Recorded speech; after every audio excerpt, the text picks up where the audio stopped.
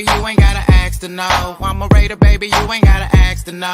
I'm a Raider, baby, you ain't gotta ask to know. I'm a Raider, baby, you ain't gotta ask to know. I'm a Raider, baby, all you ever heard about my lips. I went twitching, I went breaking when Brady was winning chips. Went to LA, then to Oakland, and now we up on the strip. Dancing with the nation every time we get to 6. 3rd and 13 used to run the ball. Now we got 100, so we changing the call. Tatted on my body, ain't no taking it off. When the Raiders on the TV, we ain't taking the call. When the Raiders on the TV, we ain't taking the call. Unless they with the nation, ain't no faking involved. All that internal hating, we be shaking it off. Cause we know they just came around Jacobs and Carl.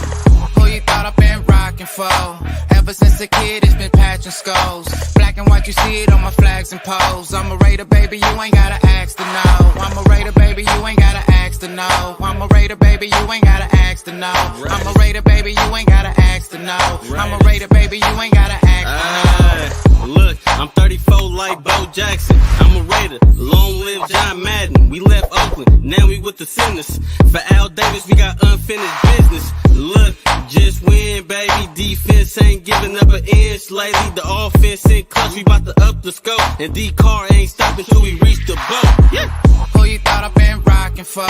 Ever since a kid, it's been patching skulls. Black and white, you see it on my flags and poles. I'm a Raider, baby, you ain't gotta ask to know. I'm a Raider, baby, you ain't gotta ask to know. I'm a Raider, baby, you ain't gotta ask to know. I'm a Raider, baby, you ain't gotta ask to know. I'm a Raider, baby, you ain't gotta ask to know.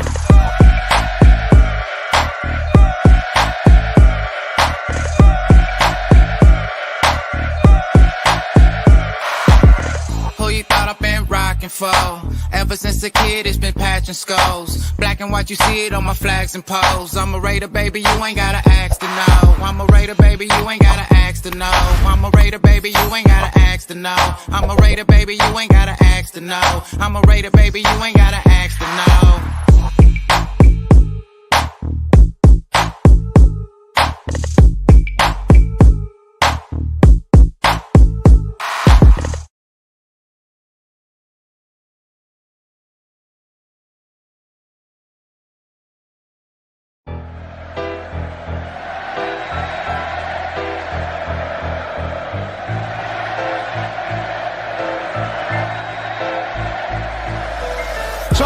It's picked off. Oh no. Unbelievable. Oh, wow.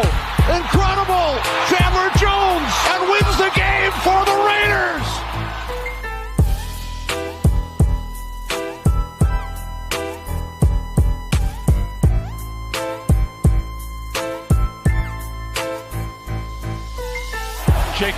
Jacobs with running room right up the middle. Jacobs is on his way. The Raiders are going to win this game.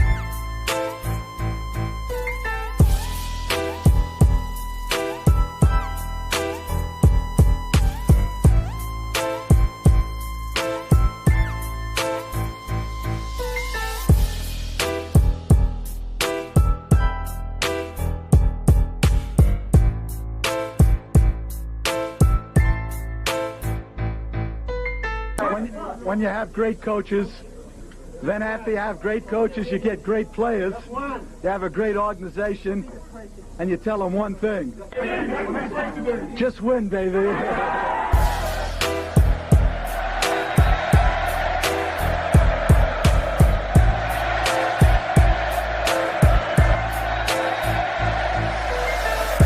Welcome to the Just Win Baby podcast.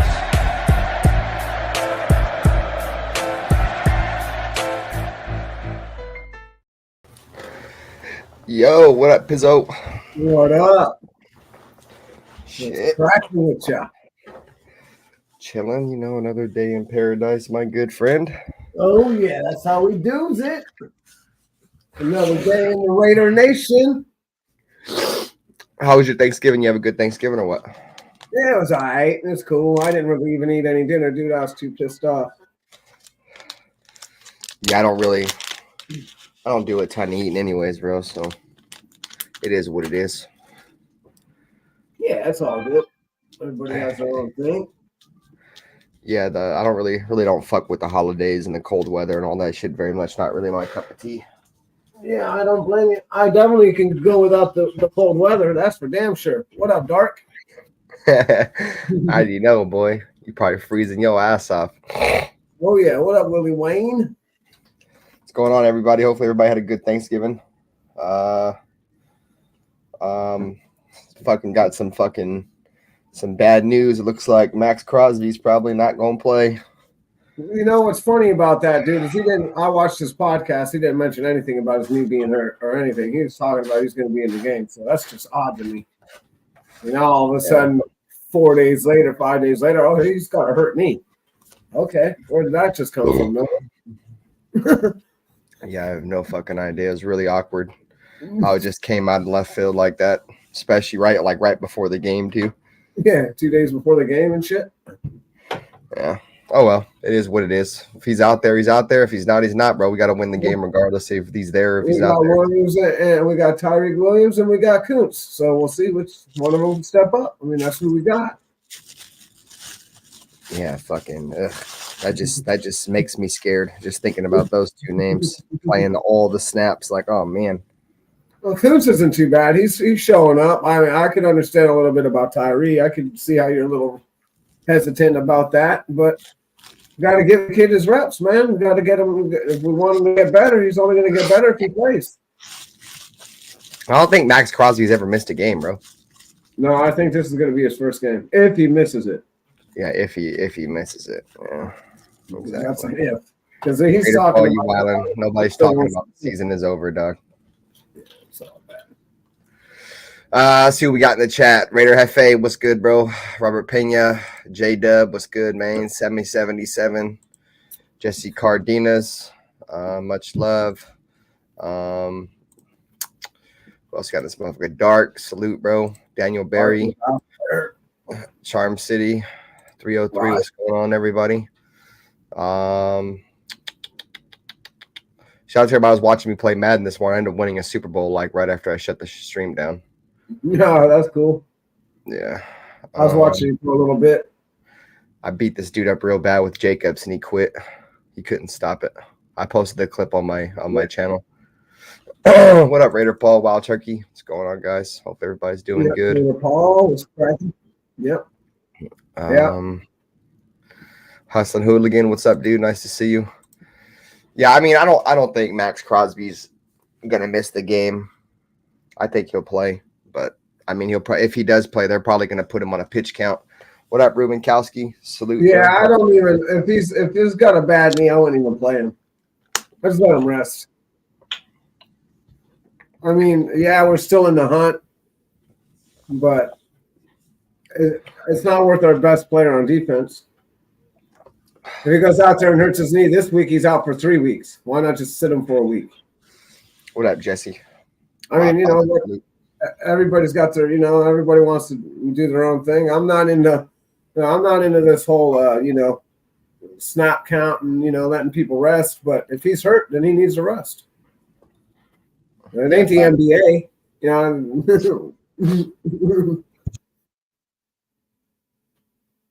Fucking hate this cold weather, bro. My fucking nose is all running. Feel goddamn stuffy. God damn, I hate this shit, bro. Fuck.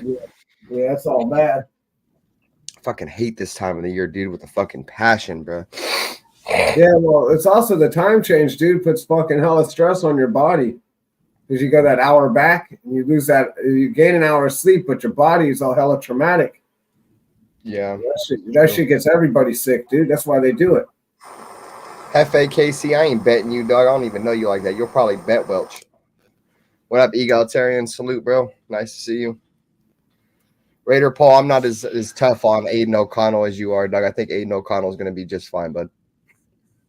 He's a rookie, bro. And he's a 4th-round pick. Motherfuckers act like he was a 1st-round draft pick quarterback or something. What up, 207? How you doing? Yeah, fucking as long as we could protect him, dog. If we could protect him, he'll be all right. Yeah, listen, the kid, the last 2 weeks, the kid had no offensive line. Look at the running game. Just look at the running game. You think you can, if you can't run the ball, you fucking can't throw it. Looks like we should be getting Colt Miller back, so that's a good thing. Yeah, he's practiced Wednesday and Thursday, he said. So that's good news. You're absolutely right. Because at least we can protect his blind side. Hopefully. Hudson Hooligan said he's in Colorado. I already know, bro. I'm just saying I'm soft as fuck when it comes to cold weather, dog. I don't fuck with the cold weather, bro. That's the reason why I'm in California, so I have to deal with that cold ass shit. What up, NorCal? Raider Jesse. But I don't know, man. The Chiefs are definitely beatable right now. What up, Unfaced? They're definitely they're hella vulnerable right now. They've given up a shit ton of points like in their last 3 games. Or they haven't. I mean, what I was supposed to say is they haven't scored a shit ton of points in their last 3 games. They played good. They played good against the Eagles. They probably should have beat the Eagles. No, they played good, but we just need to shut Kelsey down, dude. They don't have any other weapon. Yep. They have nobody else. All they got is Kelsey. Their outside receivers are all bunk. We do exactly what Belichick does. We take him away and make somebody else beat us. There ain't nobody else on the team that's going to beat us. I don't anything about that though. Is I don't remember the last time the Raiders were able to take away a player like Kelsey. I don't think we've ever taken away Kelsey ever. I remember we held him to like 30-something yards, but he scored like 4 touchdowns. Nah, you got to go back a little bit. Like I said, when we got that Niners linebacker, dude, that fool didn't let him off the fucking line the whole game, dude. Right. He ran him all the way down the line. Patrick Willis, is that it? Did we get? Oh, you're talking about Navarro. You're talking about Navarro Bowman. Yeah, Bowman. Yeah, when we had Bowman, he rode his ass all the way down the sideline, bro. He never even let him off the line of scrimmage. And that's legit too, because he didn't about that shit the other day. That's how you gotta beat him, Doug. Yeah, you gotta not let him get that first 5 yards. You gotta chuck him. You gotta hold. You gotta do whatever you can do. Fuck up that timing.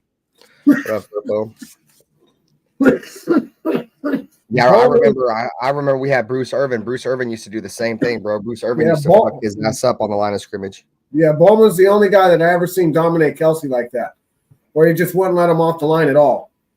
And Kelsey was competing the whole time. Like he was holding him and shit. He's like, I agree with what Egalitarian said, though. We're going to need Max if we want to beat them. I think we can beat them without him, but we definitely need him, bro, if we want to have a shot. That's like them being without Kelsey. You know what I'm saying? Because that's like their only player on their offense. Max Crosby's like the only player on our defense. So for us to be without Max Crosby's like them being without fucking Kelsey.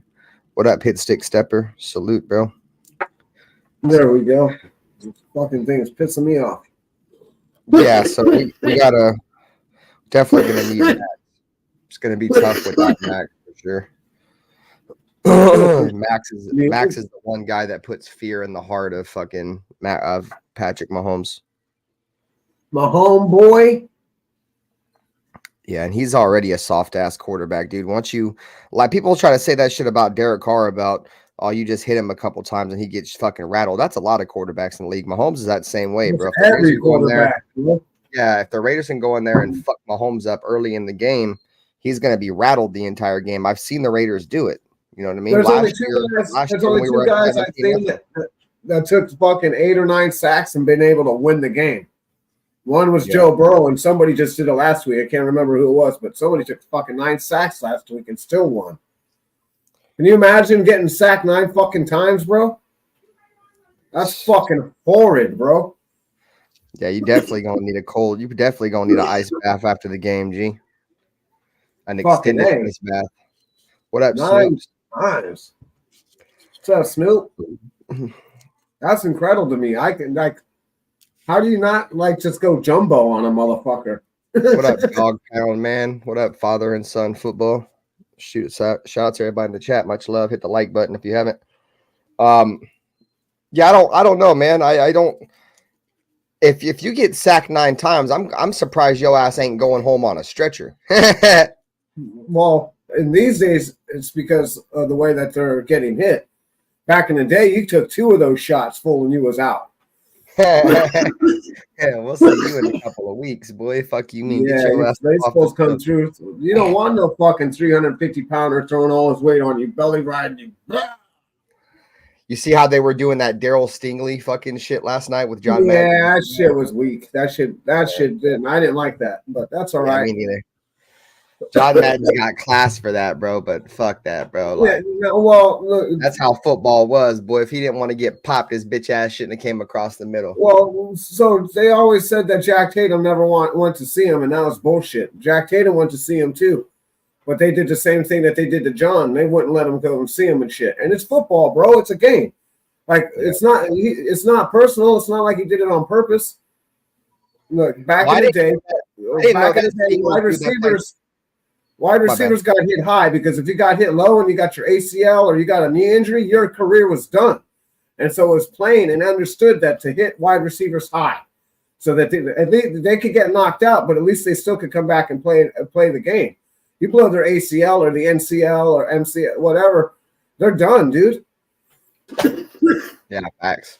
Back in the day, you wasn't coming back from knee injuries. No, dude. In fact, they let Stabler sit for like 6 weeks or something. They thought he tore his ACL, but he had just a ruptured MCL, and he got lucky that he didn't have an ACL, dude. But yeah, Stabler always had bad knees. Motherfuckers would be running around with concussions all day as long as their knees good. Yeah, well, exactly. Motherfuckers have a concussion every single week and shit.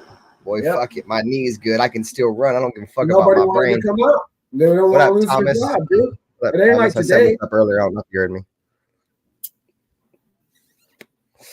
Today you go out, you come back in. It's no big deal. But back in the day, the next guy up was almost as good as you because there wasn't as good the talent pool. You know, it's different. Yeah. Yeah. So the good news is we might have Colton Miller back, but. Thank you. Oh, fuck. Thank you. Gazoon. So the Chiefs don't have Jarrett McKinnon or Mecole Hardman. So those are 2 players that are out for them. Oh, fuck. I'm fucking slipping, bro. Sorry about that. There you go. What happened? Oh, I thought I had a tab open. I thought I had an echo going. Oh, no, you didn't have no echo. Yeah, so it looks like everybody for the Raiders is good. What up, Loon? But it looks like Max Crosby might be the only question mark. What up, Raider Rhino? But the Chiefs don't have Mecole Hardman, which that's not a huge loss for them, just because he hasn't really played for them anyways. Now, Jarrett McKinnon could be a big loss because every time he's played us on the fucking Chiefs, he's been fucking us up. So, rather than that, looks like they're good to go. So.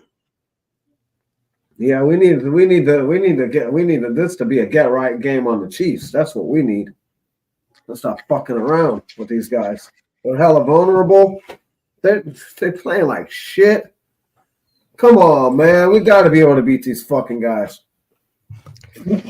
Yeah, they're playing like their worst football right now, bro. I haven't seen them play this bad since before fucking Andy Reid got there. Yeah. Mahomes is struggling for sure. Mahomes is struggling for sure. If you look at his numbers, bro, his numbers are not good. No, well, people are starting to figure them out too. They're figuring out that you can't have – it's going to be like the 49ers, dude. They're going to figure it out too. You can't pay 5, 6, 7 guys at the number 1 position and think that you're going to be able to hold that team together. It don't work that way, dude. You don't have enough money. That's why the window closes every year, right? The game's in Vegas, dog pound. They're great as far as Brock Purdy is concerned, right? They're on a budget deal. He's making like $900,000 a year, some shit or less. Yeah. You know, that's how you build a team. But you know, that's what we're looking at right now too, right? We got Aiden O'Connell. The last guy that won. Well, I can't say that because Patrick Mahomes has won, but the last, most of the people that are winning are people on rookie deals. The quarterback's on a rookie deal. Yeah. It has to be that way because you can't, like I said, you can't. They made it so you can't have a bunch of number ones and pay the greatest players. If it was like baseball, it'd be like it'd be like Eddie DeBartolo would come through and he'd buy up all the great players, and then there'd just be one team with all the great players on it because he could be the guy who's willing to spend the money is going to be the guy who's willing to win. Exactly, bro. They didn't want that anymore in the NFL. That's what was going on in the 80s and 90s, early 80s, all the way through the 80s into the 90s when they came up with this whole fucking, communist scheme, because that's what it is. Baseball is like America, right? You got Steinberger over there that with the Yankees, he goes and buys every guy that he can get at every best position, right? But that's different. Football won't allow you to do that. Football. When we sell our gear and the Cowboys sell their gear, we have to split that money with other teams in the NFL because they don't sell any shit. People like the Browns, the fucking Lions, the Dolphins, the Jaguars, all sucking off of the Raider nipple. So Ash, I agree to a point, but I'll never ever say that the Raiders don't have a chance to win a football game. I'll just never say that because any team can win on any Sunday, bro. It's any given Sunday for a reason. Will it be tougher? Yeah, most definitely. But to say, what we have no chance. No, I'm not gonna go as far as saying that. Hey, he's tripping right now. You haven't been watching the Chiefs play all year, then? If you think we don't got a chance, those fucking guys are stinking it up right now, dude. They have one guy. They have Travis Kelce, dude. Yeah, the rest of the team. He's not even a fucking wide receiver, bro. He's a fucking tight end. Come on, for real. How is that like a fucking tight end dominate them? I seen Ash post something last night on Twitter saying that no team can beat the Niners if they're playing the way they were playing last night, not even the Eagles. I'm sorry, bro. Like, that's a wild take, too, because I think the Eagles, if they play the Niners, they're going to smash the 49ers, bro. The Niners were playing like this last year, and the Eagles smashed them, so I don't know what he's talking about. Bro. Yeah, he's crazy. But whatever. Crazy, he's entitled to his opinion. It's all good. Anonymous, what up, dude? He said the Broncos beat them 24-9. If the receivers drop 10 passes again, then definitely. Yeah, I mean, you just gotta, like I said, one guy. They got one guy. You seen the last week, that dude was wide open. Mahomes hit him. He dropped the fucking ball running right down the sideline, wide open, bro. I was like, yeah, thank you. Yeah, Sammy. Go put bounties on their head. Like, what are you doing, bro? How do you drop that? Shit hits you right in your hands, bro.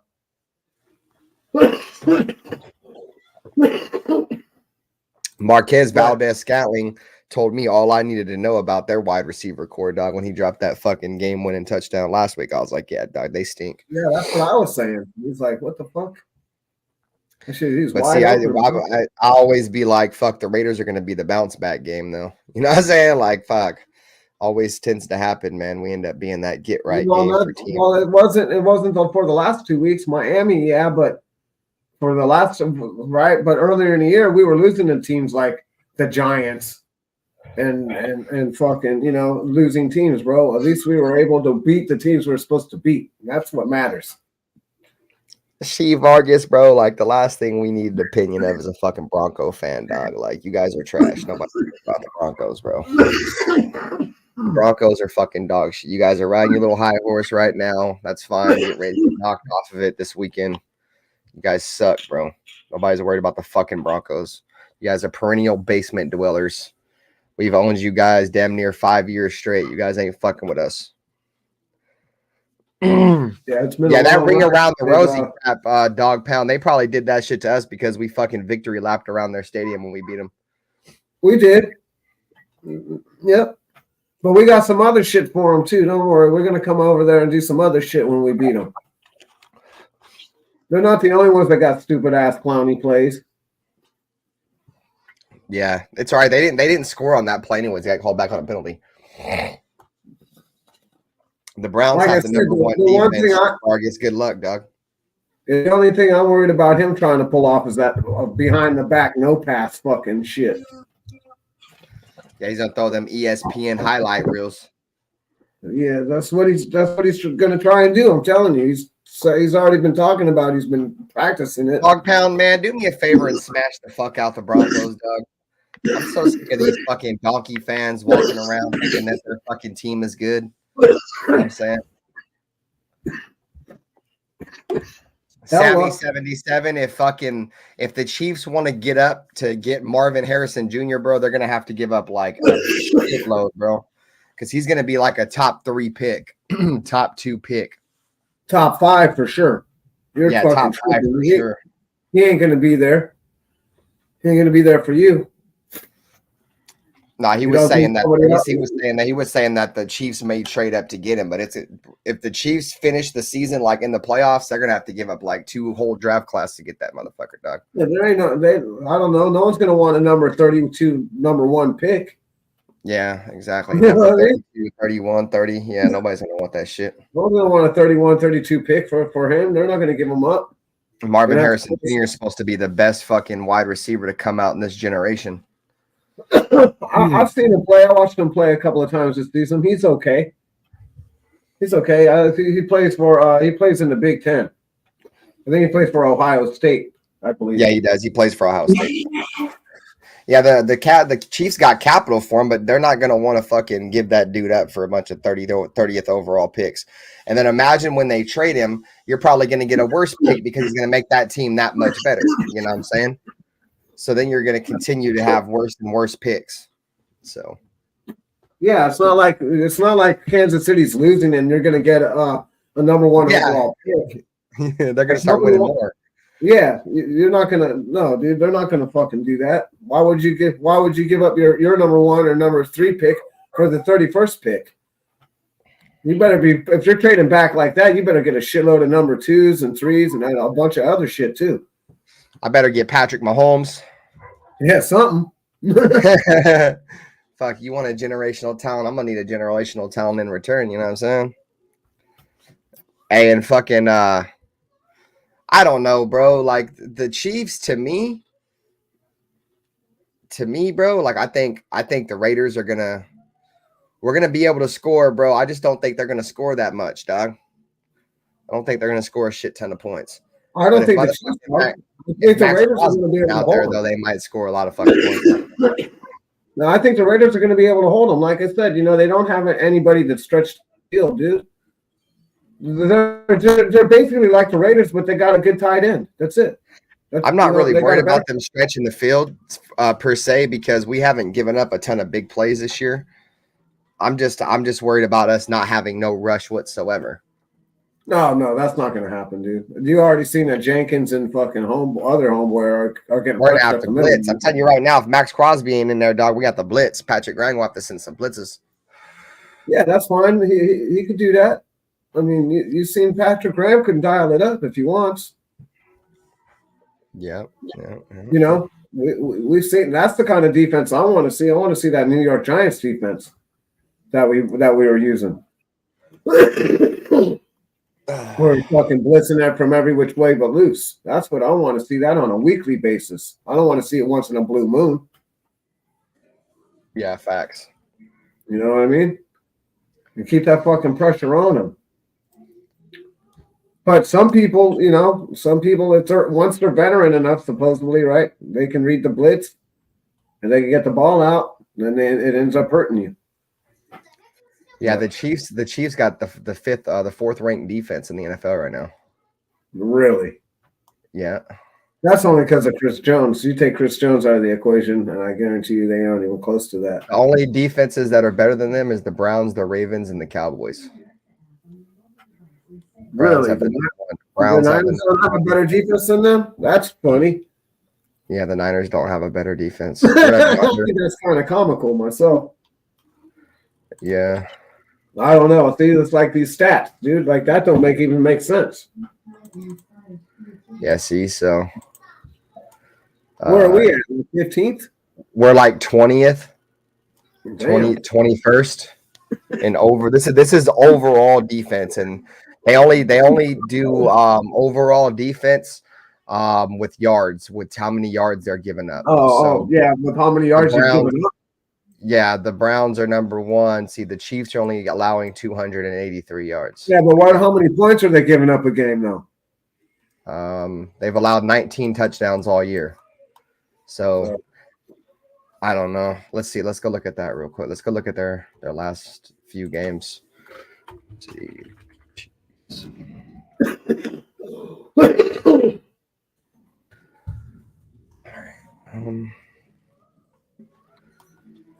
All right, so let's go back the last few games. So against the Eagles, they gave up 21. Against the Dolphins, they gave up 14.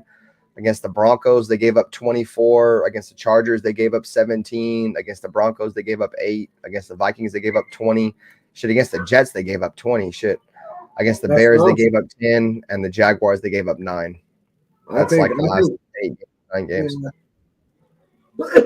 Like I said, the yardage thing doesn't matter to me. It's how many how many points you're putting up. What up, Pyro? What up, good stuff? What up, Mo? We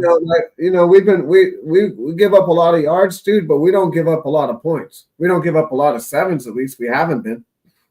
Yeah, facts. Last couple of weeks, we've been holding people to field goals in the second half, and that's good. I'm happy about that too. So. Let's see.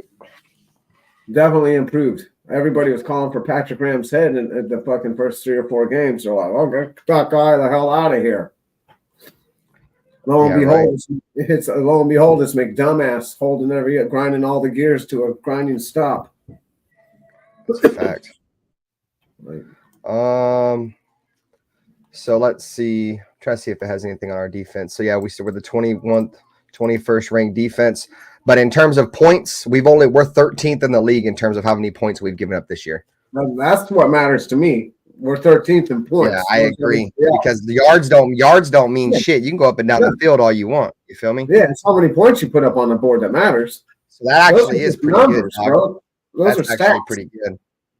So if we're 13th and putting up points or whatever, I'm happy with that. That's cool. Yeah. 13th in the league. Don't get me wrong. I'd like to see a lot more 3-and-outs and shit, but if when you're playing good teams, they're not going to go 3-and-out. But if you can hold them to field goals or to punts, you're good. You just don't want to give up that big. You don't want to give up the 6, dude. What up, Elijah? Salute, dude. I actually like that. Let's see what the Chiefs are ranked at. See if they give up a ton of touchdowns. Let's see. Pull to the curb, smoke some herb. Try to see if I can just switch the team on here.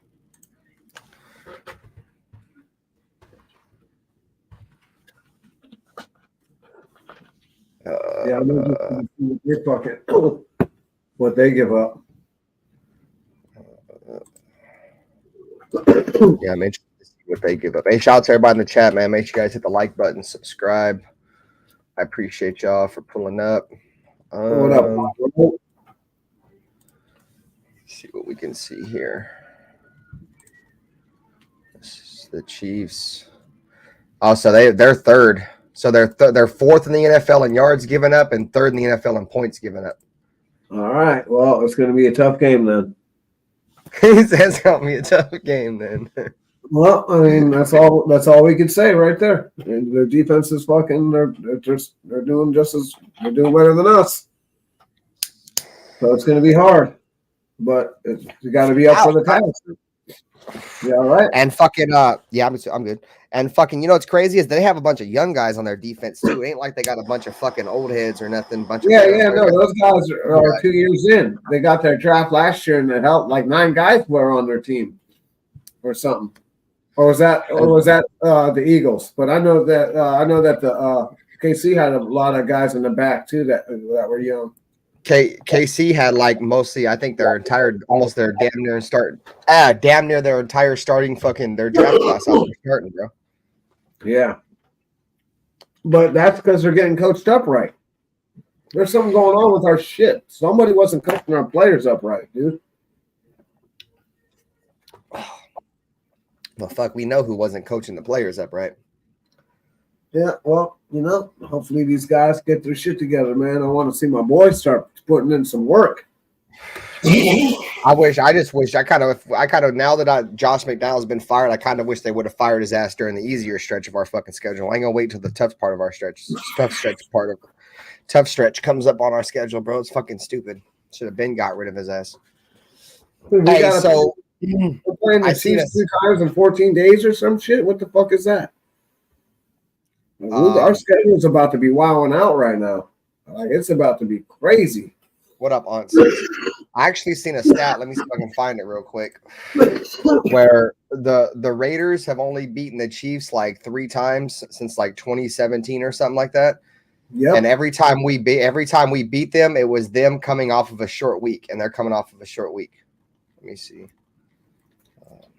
I think I'm pretty sure I saved it on here.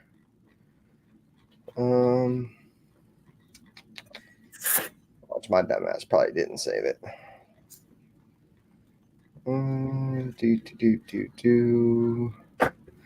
No, I didn't save it.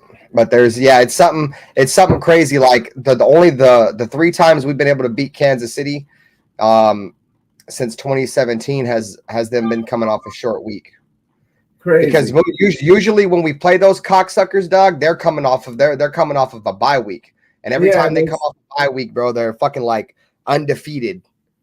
So this time, but that's because the NFL be setting us up dirty like that. Dude, they be setting us up for failure all over the place, having us fucking being the most traveled team, having us playing the Super Bowl team and the championship team and the playoff teams, and we don't even have a winning fucking record, bro. But we got to play all these winning record teams. That don't make any sense, right? How the fuck does that work out?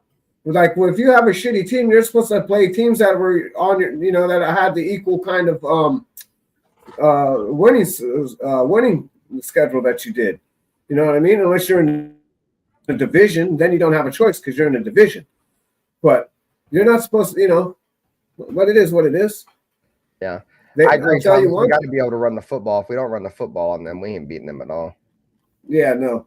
I mean, that goes for almost every team, though. You got to be able to run the ball. I mean, why do you think Brady won so long? Because he's in the weakest fucking division in football, bro. The NFC East, bro.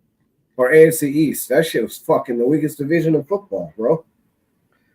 Yeah, the Chiefs are the only team in our division that has more wins on us than we do them.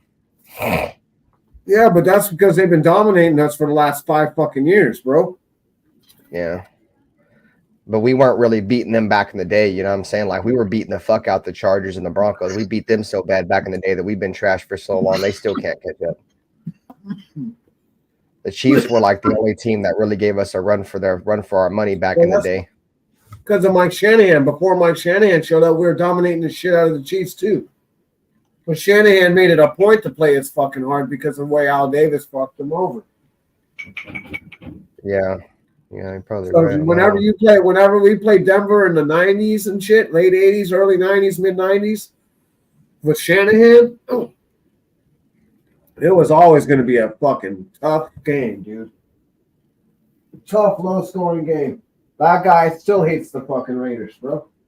I bet you that guy still got his lawsuit. I guarantee you that he never got paid from that shit. He's been paying for a lawyer since like 1987, bro. Think about that. Our boys had him tied up in the corner. What up, Jason Marshall? I don't know. I just feel like if Denver can beat them, dog, anybody can beat them. Yeah, that's what I mean. Like, Denver's been kind of like the bottom feeder of our division for the last few years. You got to create turnovers, though, dog. Like, that's how Denver beat them. Denver was able to create turnovers on them, bro. Yeah, if we can go out there and we can take the football away and give our offense, good field position, we'll be all right. But then the thing is, it's like, fuck, Denver also has Russell Wilson, who's playing pretty good this year, and we got Aiden O'Connell, who's just a rookie. So, I mean, he's playing better this year than I've seen him play in previous years. Yeah, Russell Wilson's playing his ass off, dude. So, yeah, unfortunately, that's not good. They're fucking on fire right now, dude. They're on a 4 or 5 game winning streak. I can't take anything away from them. No, I think they've won like 4 games in a row. Yeah, I mean, so they're hot, and that's all right. I think we can cool them off. We can cool them off. It's all good. Just like we're going to cool off the Chiefs. I don't give a shit. Yeah, I'm not worried about the Broncos. Like I said, until they beat us. Until the Broncos beat us, dog, I'm not worried about the Broncos. Yeah, they still got to play the game. We still have to play the game, brother. And the Raiders don't fuck around and lose to the Broncos very often. So yeah, we gotta see, dog. I think we're gonna bust their ass, G. We gonna shock the world, boys. You remember when Josh Jacobs did that shit when we beat him in 2017? He was like, "We gonna shock the world, boys." Yeah, fuck Kansas City, fucking pussies. Yeah, that was the first game of the season, right? They have since going back to 2015, not having back-to-back losses. Fuck, they haven't lost back-to-back games in fucking 8 years. That's crazy. Yeah, we definitely gotta. That's another thing I guess we got going against us too, right? These motherfuckers ain't had lost back-to-back games in hella fucking years, damn near a decade. So, how long? Fucking Andy Reid's been in Kansas City, what, since like 2015, 2016? When did Andy Reid get there? I know he was there with Alex Smith. Was he there when? Did he go? Yeah, did he go to fucking Chiefs State? We got Derek Carr. No, they were there before. Yeah, so he got there like in 2016 or 2017 because we got Chucky 3 years after. I think Andy Reid was there. Fuck, who the fuck was the coach before Andy Reid? I don't even know. Yeah, I can't remember. Yeah, I don't even know who the fuck their coach was before then, to be honest. But yeah, man, Andy Reid's been there for a fucking while, dog. But yeah, apparently he ain't lost back-to-back games since 2015. Oh, Sammy77 said Reid's been there since 2013. Oh, okay. Yeah, so he was there before Carr even got there. You know what I'm saying? And I gotta give it up. You gotta give it up to that dude, Steve Spagnuolo, dude. That dude's a good defensive coordinator when he's got his guys, dude. He's always been good. I think Steve Spagnuolo was the defensive coordinator when the Giants won the Super Bowl, if I'm not mistaken. Yeah, Wade Phillips. We could bring him in as our offensive coordinator too. Wade Phillips, you mean defensive coordinator? No, there's who's the Mike Marks? I'm sorry, Mike Marks. Raider Joe. Bring in Mike Marks. Who the fuck? He wanted to be our offensive coordinator a few years ago. We fucking laughed him off. Who the fuck is that? Your connection is lagging. He coached the Rams. Oh, shit. That's the guy from the Rams, the slowest throw on turf. Why the fuck would you want to hire him, dog? That motherfucker ain't coached a fucking game in 20 years. That's like, hell no, I don't want that dude as our offensive coordinator. He can go fuck off.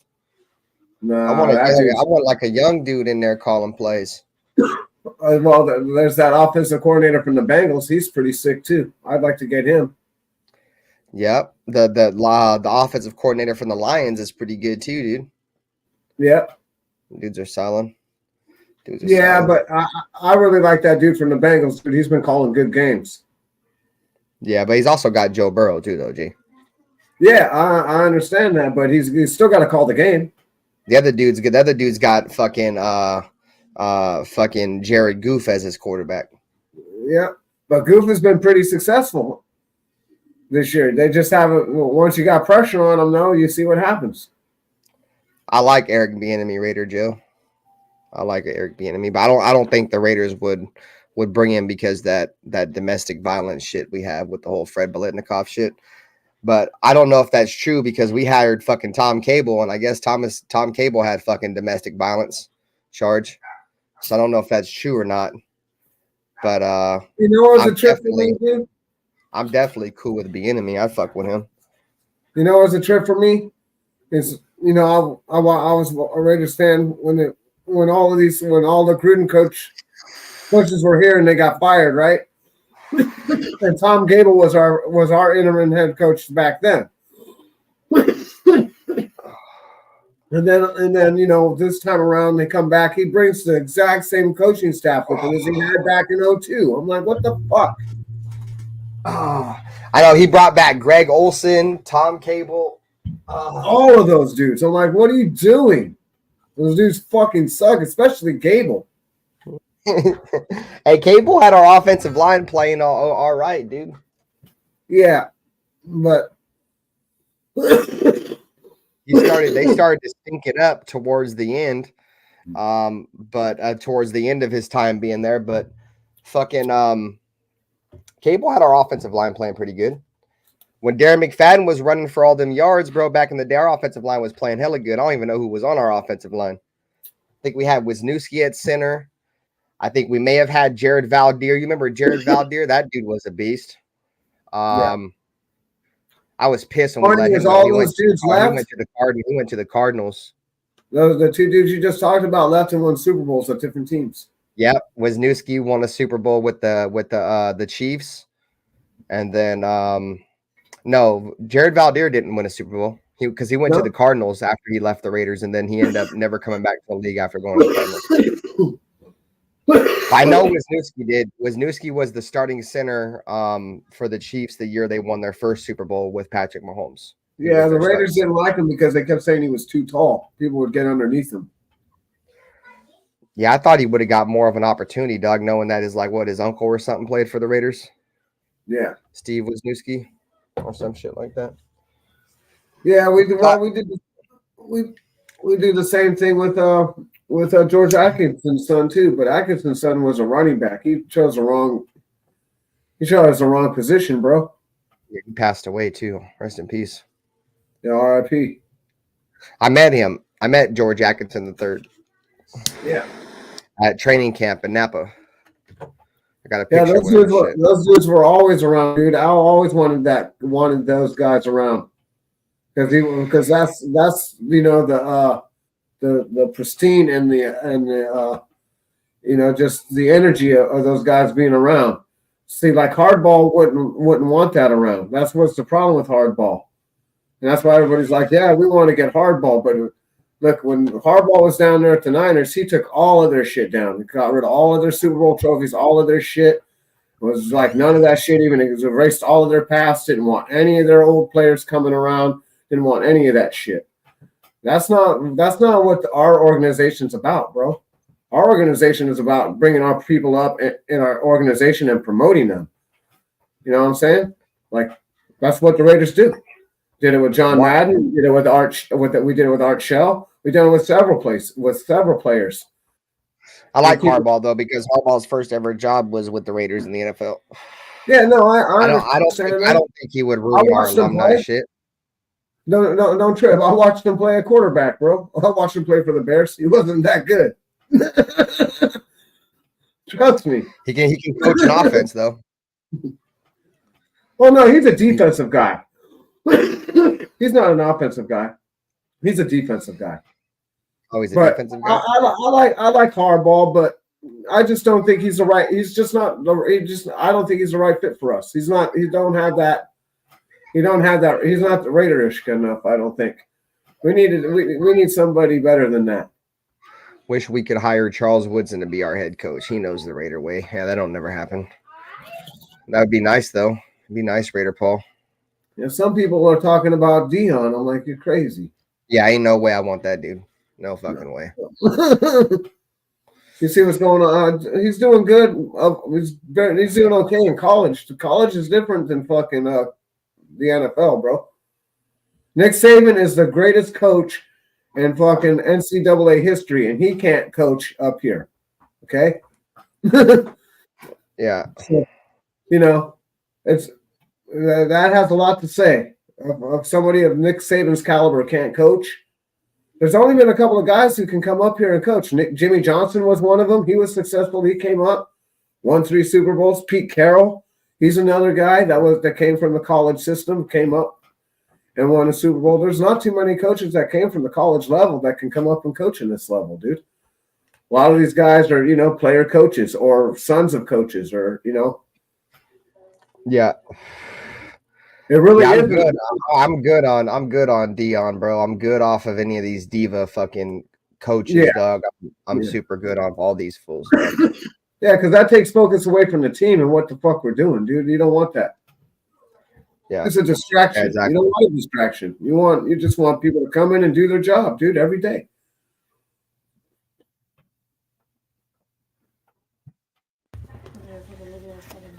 Yeah, so yeah, I'm good, dog. I'd rather keep Antonio Pierce, bro. Yeah, no, see, that's what I'm talking about. See, like, it's not even that he's you could take that whole Raider thing, and I was a Raiders fan. You take all that stuff away, and it still doesn't matter to me. That's not the energy that I care about. The energy that I care about is his persona and his way of thinking on defense and his way of thought about being physical. His way of thinking is what I like. Yeah, I definitely don't want Gruden back neither. No, I don't want Gruden either. Gruden's time has come and gone, bro. I love Chucky, and but he had 2 chances, bro. And I know the second chance we got robbed, but we can't go back. We can't keep going backwards, bro. We went backwards once already. Raider Joe just said you guys had to rehire either Gruden or Del Rio. Which one would you choose? Gruden. If I had to choose between those two, I'd choose Gruden. But that's not even reality. Reality is I think we should get that guy from the Bengals. What up, Raider Room? But that's He said that's not even reality. I don't know. That's a tough one, man, because Gruden's draft is absolute dog shit. Del Rio really didn't have any fucked up drafts because all of his dudes kind of played for us. But his biggest fuck up was that Gruden became available and he kept Bill Musgrave, or he fucking fired Bill Musgrave. If he'd have never fired Bill Musgrave and Gruden never became available, Jack Del Rio would have never got fired. Yeah, I don't care. John Gruden told Mark Davis, "I'm getting ready. I'm ready to coach, bro." That's all he had to say, dude. And Del Rio was. It didn't matter who the fuck was the head coach, dog. They were out of there. Yep, it didn't matter if it could have been Bill Belichick. Sorry, you got to go. Chucky's available. Yeah. Mark, because Mark understands what he had in 98 through 2003, dude. He understood. Like, he really brought back the Raider persona. Chucky brought that shit back from the dead. He really did. All right, so Raider Paul, this is like the dumbest, this is the dumbest question I've ever. The dumbest comment ever. He said, "I'd rather hire AP as R," which didn't even spell that right. It's spelled O-U-R, not A-R-E. "I'd rather hire AP as our defensive coordinator, but he ain't a head coach. He don't know shit about offense." You just said he's a defensive coordinator and he don't know shit about offense, dog. Of course he don't know shit about offense, dog. He's a fucking defensive coordinator. Like, that don't even make fucking sense. Well, you don't need to worry about the offense, bro. The offense ain't his game. He hires a coach. It's called an offensive coordinator that handles the offense, bro. Yeah, what does Tom Coughlin walk around with? Does he walk around with the sheet, or does he just stand around and look stupid? He stands around and looks stupid because he's not that kind of coach. He's a coach. He makes the game time he knows his job. His job is not to teach the offense or the defense. His job is to make game day decisions in the game plan and oversee that day-to-day shit that's going on by other coaches. You don't got to know both sides to be a head coach, Raider Paul. You got to be involved with both sides, yeah, but there's a lot of guys who are promoted from defensive coordinator to head coach. You think those guys know anything about offense in terms of like scheming shit? You know what I'm saying? Like, of course they know offense, but you're making it sound like they got to know how to go out there and scheme up offenses and all that kind of shit. They don't got to do it. No. You think John Madden called the offense, or do you think Ken Stabler called the offense? Right. Do you think Jim Plunkett called the offense, or do you think Torres or Flores called the offense? Like, it's just okay. Well, do you think Montana called the plays, or do you think Bill Walsh called the plays? Do you think Elway called the plays, or do you think Shanahan called the plays? There's certain quarterbacks. Do you think Brady called the plays, or do you think McDermott called the plays? There's certain quarterbacks that once you hit that Manning, right? Once they hit this level, they don't need to go. They don't need to call in a play. They're calling the play based on what the defense is when it shows up anyway. You can call in whatever play you want, but if there's an audible, they're going to make the audible. Like, that's the thing. Like, you don't even need an offensive coordinator. Your offensive coordinator is supposed to be your fucking quarterback. Raider Paul said, why would they make a game after him if he don't know how to call plays? Oh my God, that's the dumbest, bro. I swear you making some of the dumbest comments. You got to be trolling, dog. Of course he knows fucking plays. Fucking idiot. He's just an offensive coordinator. You obviously don't know how football works. Man was a linebacker coach, bro, that got elevated to be a head coach. Shit, Harbaugh, the motherfucker for the Ravens. Dog, he was a special teams coach. Yeah. What up, Ozzy? You think he knows anything about offense or defense? Fuck no. He just hires the right guys and have them. They come in, they do a good job, dog. Well, Harbaugh was a quarterback too, so he knows a little bit about the offense, but he ain't the coordinator. Fuck no. Yeah, exactly. Madden was an O-line coach. Yeah.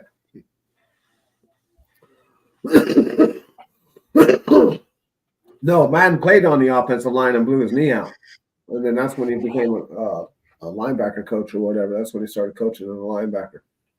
But yeah, either way, it doesn't really matter.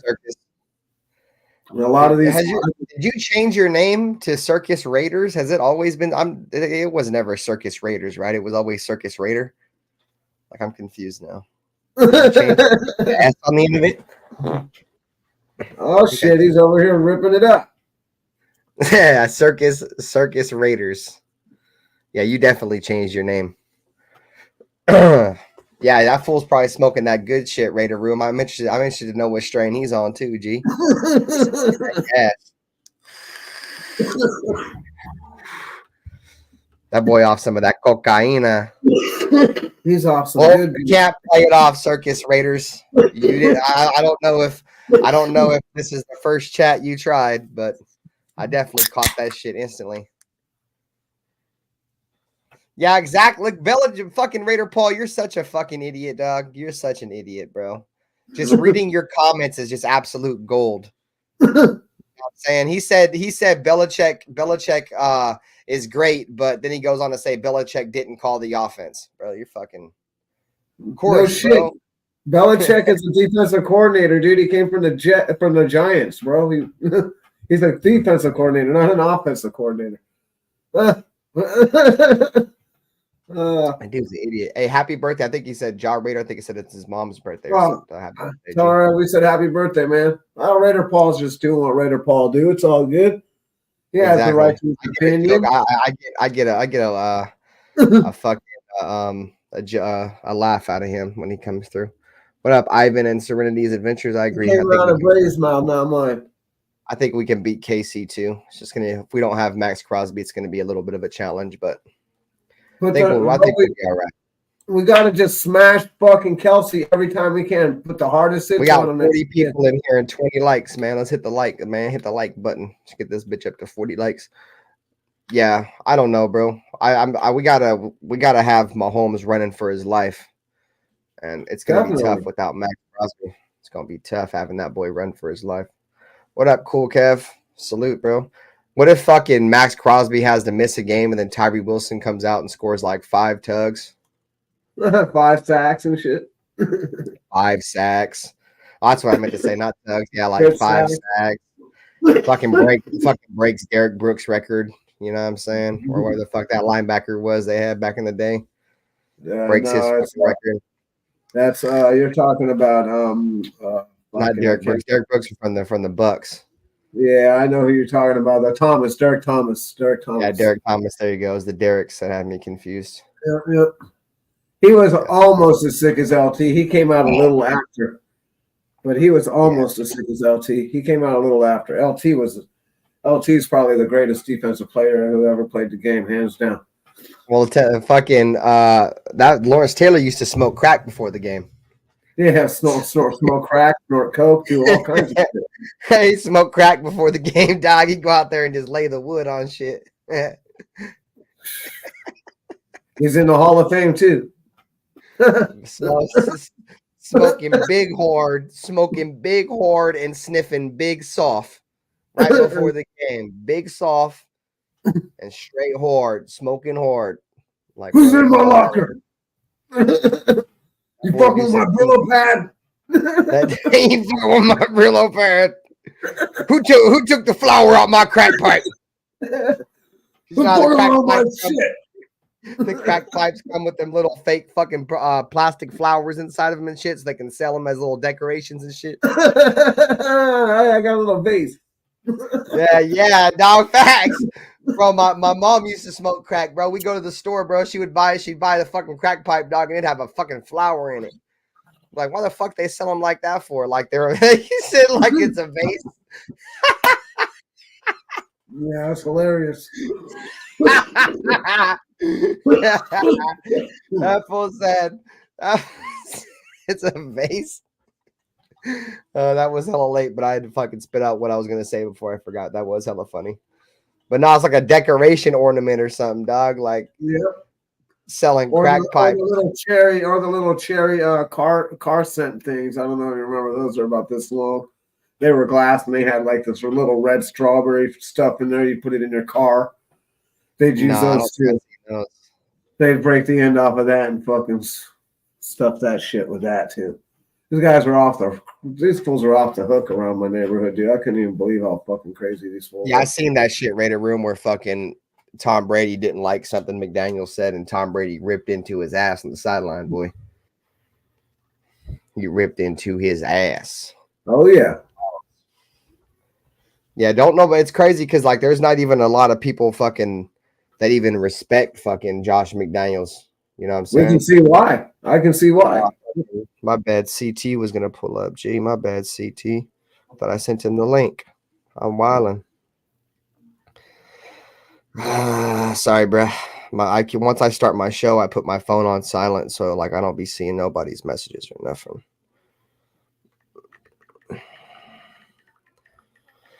All right, so CT Yep, on the link. Let's get them up here. Let's get some chatting going. Yeah, fucking motherfuckers was smoking crack before the game, dog. That's the reason why, like, when I heard that, I was like, why motherfuckers tripping off motherfuckers smoking cigars and woods at the press conference? You feel me? Like motherfuckers was smoking crack rock back in the day. I got some lemon meringue, Raider room, smoking some lemon meringue, and motherfucking Pizzle smoking some of that Mexican brown weed. Yeah, dirt weed. Definitely got that. My shit's popping over here like a fucking July. That boy's over there lighting up them fireworks, boy. Yeah, blowing off the fireworks, yo. The Raiders got to find a way to get Josh Jacobs cranking, man. Josh Jacobs typically plays well against Kansas City too, so we're definitely going to need that motherfucker to play well. We got to get it's the offensive line. Yeah. Oh, you're right. It's the offensive line. We can get the offensive line to do their job. We're not going to be able to throw or run the ball. And that's what I don't think anybody understands. Like we have because we have no offensive line. We got a very special. We got a very special guest in the backstage. Everybody, bro, like this dude is, the MVP, the real MVP of Raider Nation. You know what I'm saying? And it's because he likes to drink his own urine, and that's Rafa. Oh shit, Rafa! What's up, Pisser? What's up, Benter? What up, Rafa? How was your Thanksgiving, dog? Did you have some tamales and shit? No, there's no tamales. There's ayacas. No? It's just like similar to tamales, but how about sopes? You have any sopes?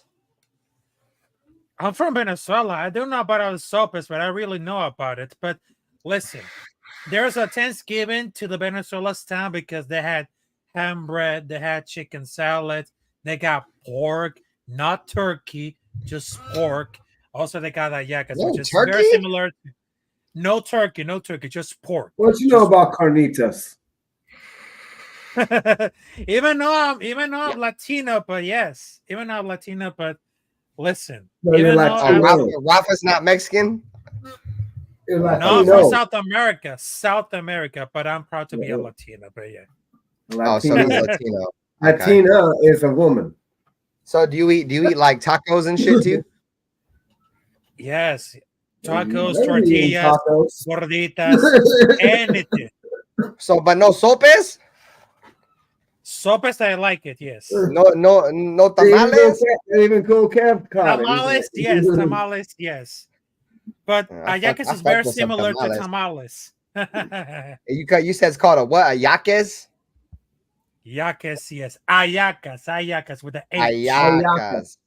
There you Okay. go. There you go. So what are those? Yeah, that's what I was gonna say too, Michael Trujillo. The papusas, you fuck with the papusas? Pupusas.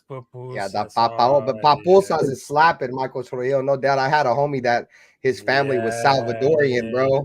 They were from El Salvador, bro, and they used to make some fire ass papusos, I should say. My bad. I mean, yes, it is. Some empeñadas. Oh, I mean, I really like it because every Yeah, time. see, my motherfucking favorite kind of food is south of the border shit. Yeah, I used to. I had Spanish. one of my best friends, a Mexican dude, bro. And growing up, I used to go to his house, bro. And on Thanksgiving, they'd be making hella tamales and shit. And I used to fuck with tamales heavy.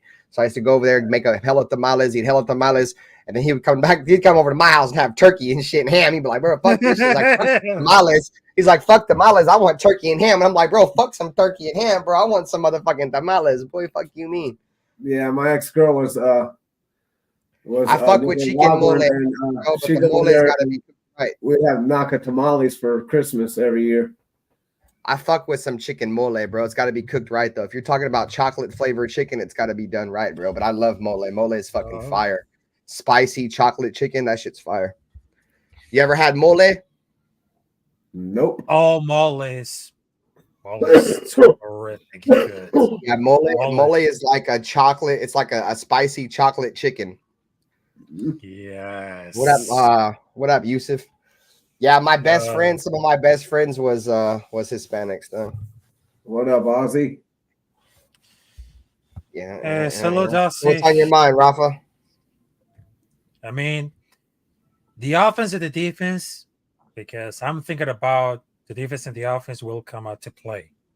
Because after we just lost against Miami Dolphins, I mean, we could have this win but I mean, if we had the defense and the offense building it up, I think we had the opportunity to beat the Kansas City Chiefs. Because the last time it was 2020 when Derek Carr was there, Henry Rock was there.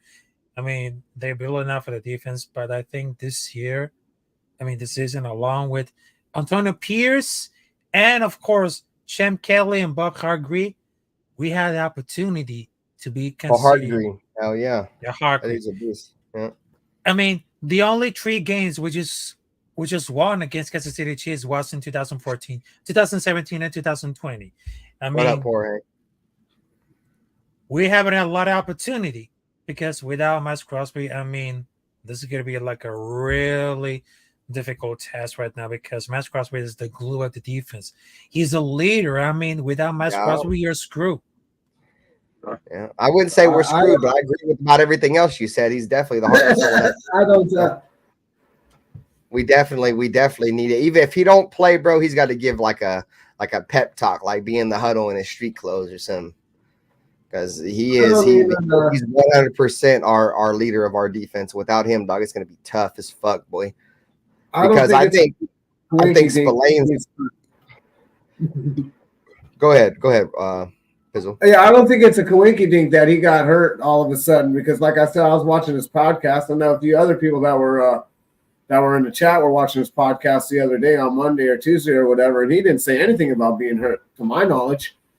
And so, as far as I knew, he was going to practice all week, and it was like no big deal. But now all of a sudden, it seems like, hey,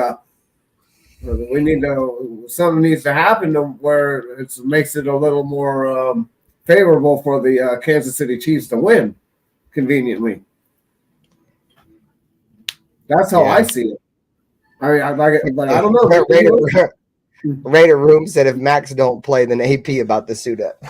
Yeah, hopefully he does. What up, Tony Shepard? Salute, bro. Maybe because fucking Diablo keeps getting hurt. You got to stop that guy from. I don't know what's wrong with that guy, dude. Well, he's not on the injury report, so looks like he's all right. Yeah, good. But yeah, he definitely gets banged up a lot. Yeah, and that's not good. He's turned for a great safety into a linebacker. He's been great at it this year, but he's just been getting hurt a lot. That's not good.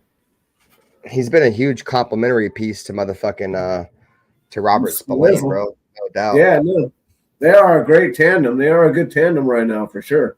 I ain't gonna lie though, bro. I like what I've been seeing out of Masterson too, though. Yeah, Masterson's looking pretty good. He shows up. He wants to play. I want Masterson wants to take the ball away from other teams, bro. I can tell it. You can see every time he gets on the field, bro. We get turnovers. Like he's had what?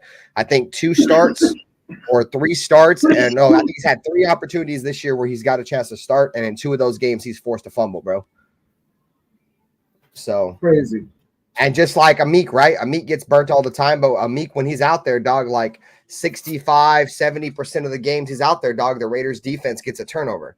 So if you get more and more guys out there that when they're on the field, they know how to take the ball away, it gives yourself a better opportunity, your defense a better opportunity as a whole to have more guys wanting to do that, so you get more turnovers.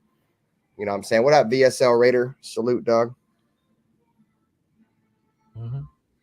Yeah, no, for sure. You definitely want people that want to go and get the ball, just like you want people that want to come and produce. Right? You don't want people that just show up and get a paycheck. You want people that want to come in here, want to do their job, want to get turnovers, want to get pressure, want to win. You know, but people, it's hard to find players like that, though. People don't think it wouldn't be, but it is, because these guys make so much money. It's like a baseline. The baseline quarterback paid for a number 1 quarterback is like $30 million. It doesn't matter if you're winning or losing. Like, how does that fucking work? Yeah. Like, you know, the baseline should be baseline of production. If you want to be making that kind of money, you need to be producing that kind of product. And I don't think losing. You should be getting a raise for losing. I agree, Michael. True. I think if the Raiders can get a defensive tackle in a corner, I think our defense. We had like a number 1 corner and a defensive tackle. Our defense would be the same shit we needed last year. It's the same shit we needed last year, though. And the year before that, and the year before that, and the year before that, and the decade before that. SCT in the building. Salute, bro. Yo, what's up, guys? bro? What's up, Rafa, Pizzle, Ben? What's up, man? How's it going, bro? Fucking full. Sleeping. No, there's a couple days after Thanksgiving, y'all. Got to eat what's left and shit. Yeah, I just ate before I started my show because I knew I was gonna drink, so I'm gonna go eat some. I got fucking grub on. Oh my god, I'm so full. Yeah, you start eating the fucking leftovers hit harder than when that shit's fresh, bro. Fuck yeah. That shit hit way harder, bro. Like you don't even need that much, bro. Yo. Like during Thanksgiving, it's like, yeah, bro, line it up, dude. And then the day after, you'd be like, line it up again. Like, fuck it, let's hit it again. Fuck yeah. Like you didn't even eat the day before. We were just kind of bullshitting and shit. Just what was he talking about? We was talking about Max Crosby being hurt. I was talking about how motherfucking what was it? His knee, right? Was it his knee? Yeah, he's got a knee. He's not officially out, but he's doubtful. Yeah. Yeah, I saw he didn't participate yesterday because I get like all the updates on the Raiders Twitter and stuff. And but I just thought it was like a personal, like personal day for him, it being a holiday and everything. So I didn't think nothing of it until I saw it today, and it was an actual knee. Yeah, it's the same knee he's been dealing with all year. I just didn't think it would bother him like that, but obviously it's bothering him. So yeah. What up, D Menace? But it is kind of weird though. That bitch just came out of. Well, I guess it really didn't come out of nowhere because he's been dealing with that knee all year. But that's not good though. That just means it's getting worse. It's not getting better. You know what I'm saying? Maybe our bye week being so late this year. Yeah. Well, luckily our bye week's after this game, so maybe they said maybe they're just like, fuck it, we'll go without him this week, and then we'll go into our bye, and then when we come out of our bye, he should be good. You know what I mean? But this is a big game. This is a big game for him to have to miss, though. You know what I mean? Yep. Me personally, I would have rather him miss the Dolphins game than miss this game, because I think he puts fear in Mahomes, bro. Like Mahomes scared of Max Crosby, dog. Like I really truly believe that, dog. Like from last year when he got up in his face, and then like how many motherfucking quarterbacks do you see get? I mean, defensive players you guys see get in the mind of Patrick Mahomes to where he's like telling him, I'm here on the sideline, like trying to like cuss him out from the sideline, dog. Like there's not too many defensive players that do that to Mahomes, but Max Crosby does that to him, bro. You know what I mean? So being without him that's going to be a huge, bro. It's going to be fucking absolutely huge, dog. Yeah. Well, right now, Mahomes has had the upper hand over the last few years on Max Crosby, so that's why he's able to talk that shit. But there's a time where it's coming where his time is running out to be talking that shit. They're on the decline, and we're on the rise. Yeah, especially with their wide receivers playing how they are right now, we could really use him. You know, make Mahomes get that ball out quicker than he wants to and shit. Definitely, yeah. That's what we definitely need to do. Now, whether Kuntz and Williams can get that done, we'll have to see. I hope they can. Yeah, and talking about for the Malcolm Kuntz, also they had Tyree Wilson. I mean, they're still waiting to become like a more like a pass rusher. And I just saw for the improvements that the run game has been much needed. With that size and length, he should be like an excellent run defender in time. And the fact is he's gonna make it to start to make plays, it's a good sign for the long-term outlook. I mean, if Max Crosby doesn't play because he's being questionable, I mean, they'll have a substitute about for Tyree Wilson or Malcolm Kuntz. But I mean, have you ever seen like his performance against Miami? His best work came for the run for the game. We made 2 stops in a row at 69 grade, and he still isn't quickly shedding blocks, but he's been more active in the recent weeks of the run game. It has been made at least run stop in the past 4 games. Yeah, I think touching on what Ben said though, it's more than Max Crosby not physically being out there because it's a mental thing with him out there too. You know, like you said, he gets into the mind, even the offensive line. You know they got to be sweating bullets going up against him the whole damn game. And he don't take no time off. You know, so maybe it's time he starts fucking taking a couple plays off and giving his body a little bit more rest. You know, we're getting late into the season. We're gonna need him all year for sure. What up, Auntie Six? Yeah, he's one of the few guys. I think he's the only guy over the last 4 or 5 weeks that's played like every single snap and has never missed a snap. Yeah, and now you're starting to see what it do to him. You know what I'm saying? Yeah, this is long games. Long games, a lot of wear and tear on your body, plus practicing all week. I mean, yeah, I can only imagine. And our offense wasn't doing shit all year, so he was on the fucking field for an extended amount of time, almost every single time. Yep. That's facts too. Yeah, 100% of the snaps probably ain't that big of a deal when fucking your offense can fucking score some points and don't leave you on the fucking field for 75 snaps and shit. Like, it's ridiculous. Yeah, fucking 40 minutes, bro. You name another defense that's on the field for 40 minutes that's gonna be any good. Yep. Yeah, exactly. But remember, Crosby has never missed a game in 5 seasons. I mean, this is like the first game that he missed. But Crosby has played more than 98% of the Raiders snapped the season, just only 13 snaps missed all season. That leads to the NFL most offensive linemen. So that actually will be like a big deal, especially for the toughest opponent and division rivals.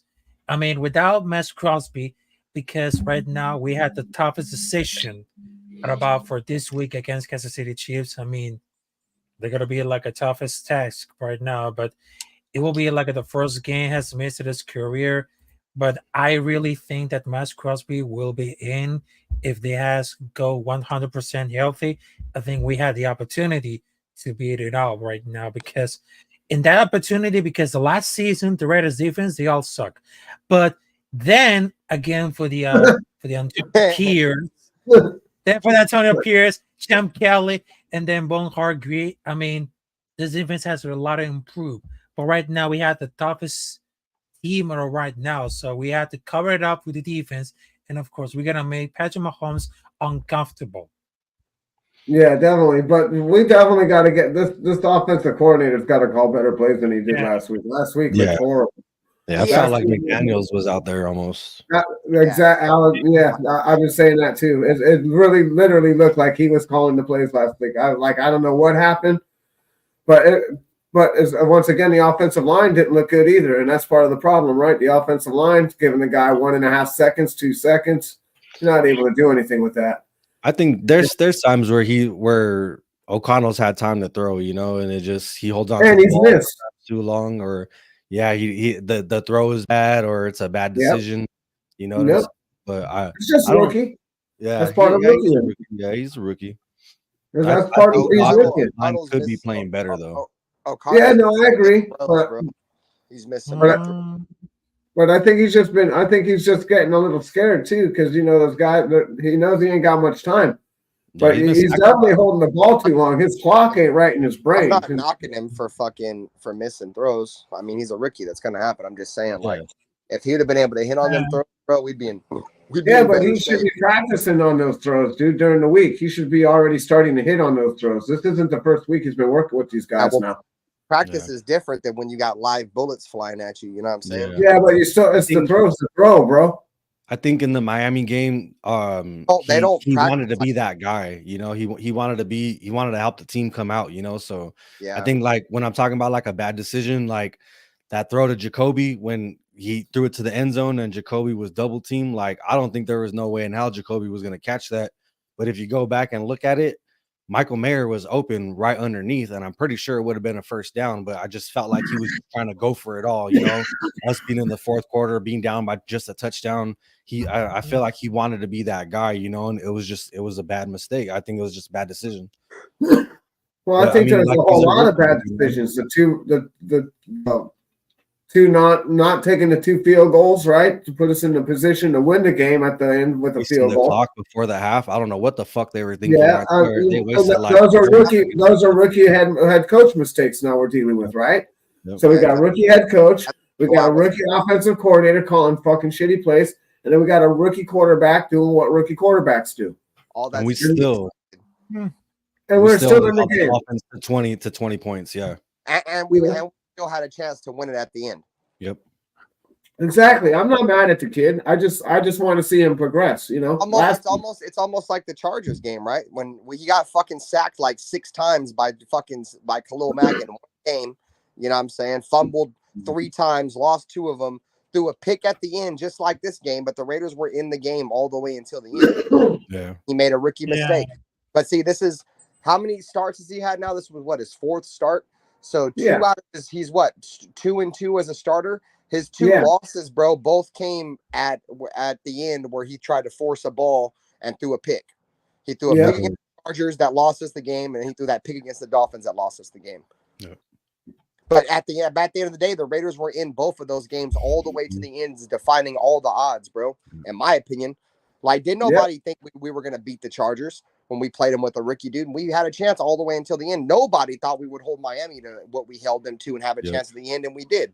So, like I said, I don't give a fuck about moral victories, but at the end of the day, like after losses, you gotta have something. Yeah, you gotta take the positives. Yeah. So, you gotta at least learn from it. You know what I'm saying? Learn from it. You gotta go watch this tape, learn what we didn't do, and now we gotta apply that to this next game because those guys are watching this week's tape and the week before this tape, and they're like, all right, so what are we gonna do? Bro, if we could have just Colton Miller the last 2 weeks. Yeah.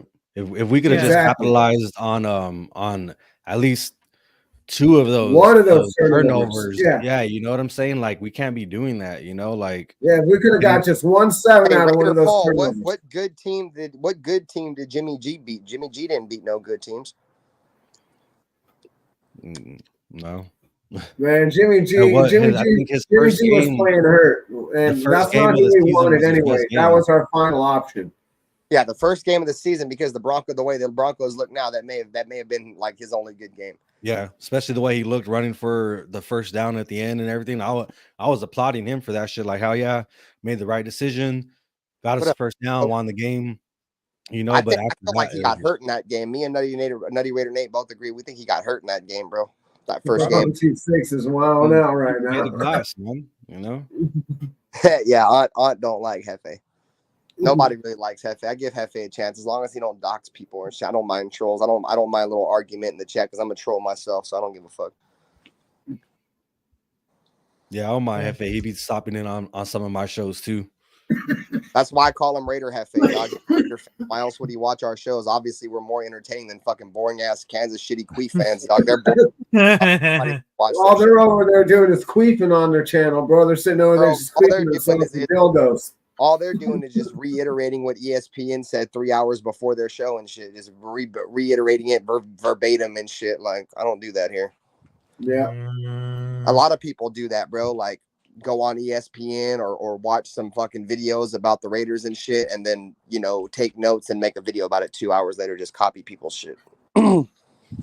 No, I watch it. I don't want to say I watch everybody. I watch a few people's things. I don't really watch like commercial shit like ESPN or anything like that. Yeah, me neither. It's more like other content creators and shit like that. But even before I watch the game, I still have my own take on everything, you know. But I still, you know, like to see what everybody says and support, you know, people that, you know, support me and watch them and all that shit too. Yeah, I just subscribe to the Raiders channel, you know, whatever. The Raiders Network channel or whatever. And whenever I listen to AP and, you know, I listen to all the interviews and stuff, that's about it. I mean, I'll listen to Honcho or whatever, but I don't really go around, you know, and everybody who's in the NWA and so forth. Yeah, I go watch them and support them. But other than that, I don't really go mess around anybody else's stuff. Yeah, I got plenty of, you know, got plenty of content to watch around here. I can sit around and watch hours worth of content all day. Yeah, I'm not watching anything ESPN. I have my own takes on shit. I watch people that I really just watch like our little circle of people. I really don't watch nobody else. You know what I mean? Yeah, that's kind of the same way. Pretty what I meant.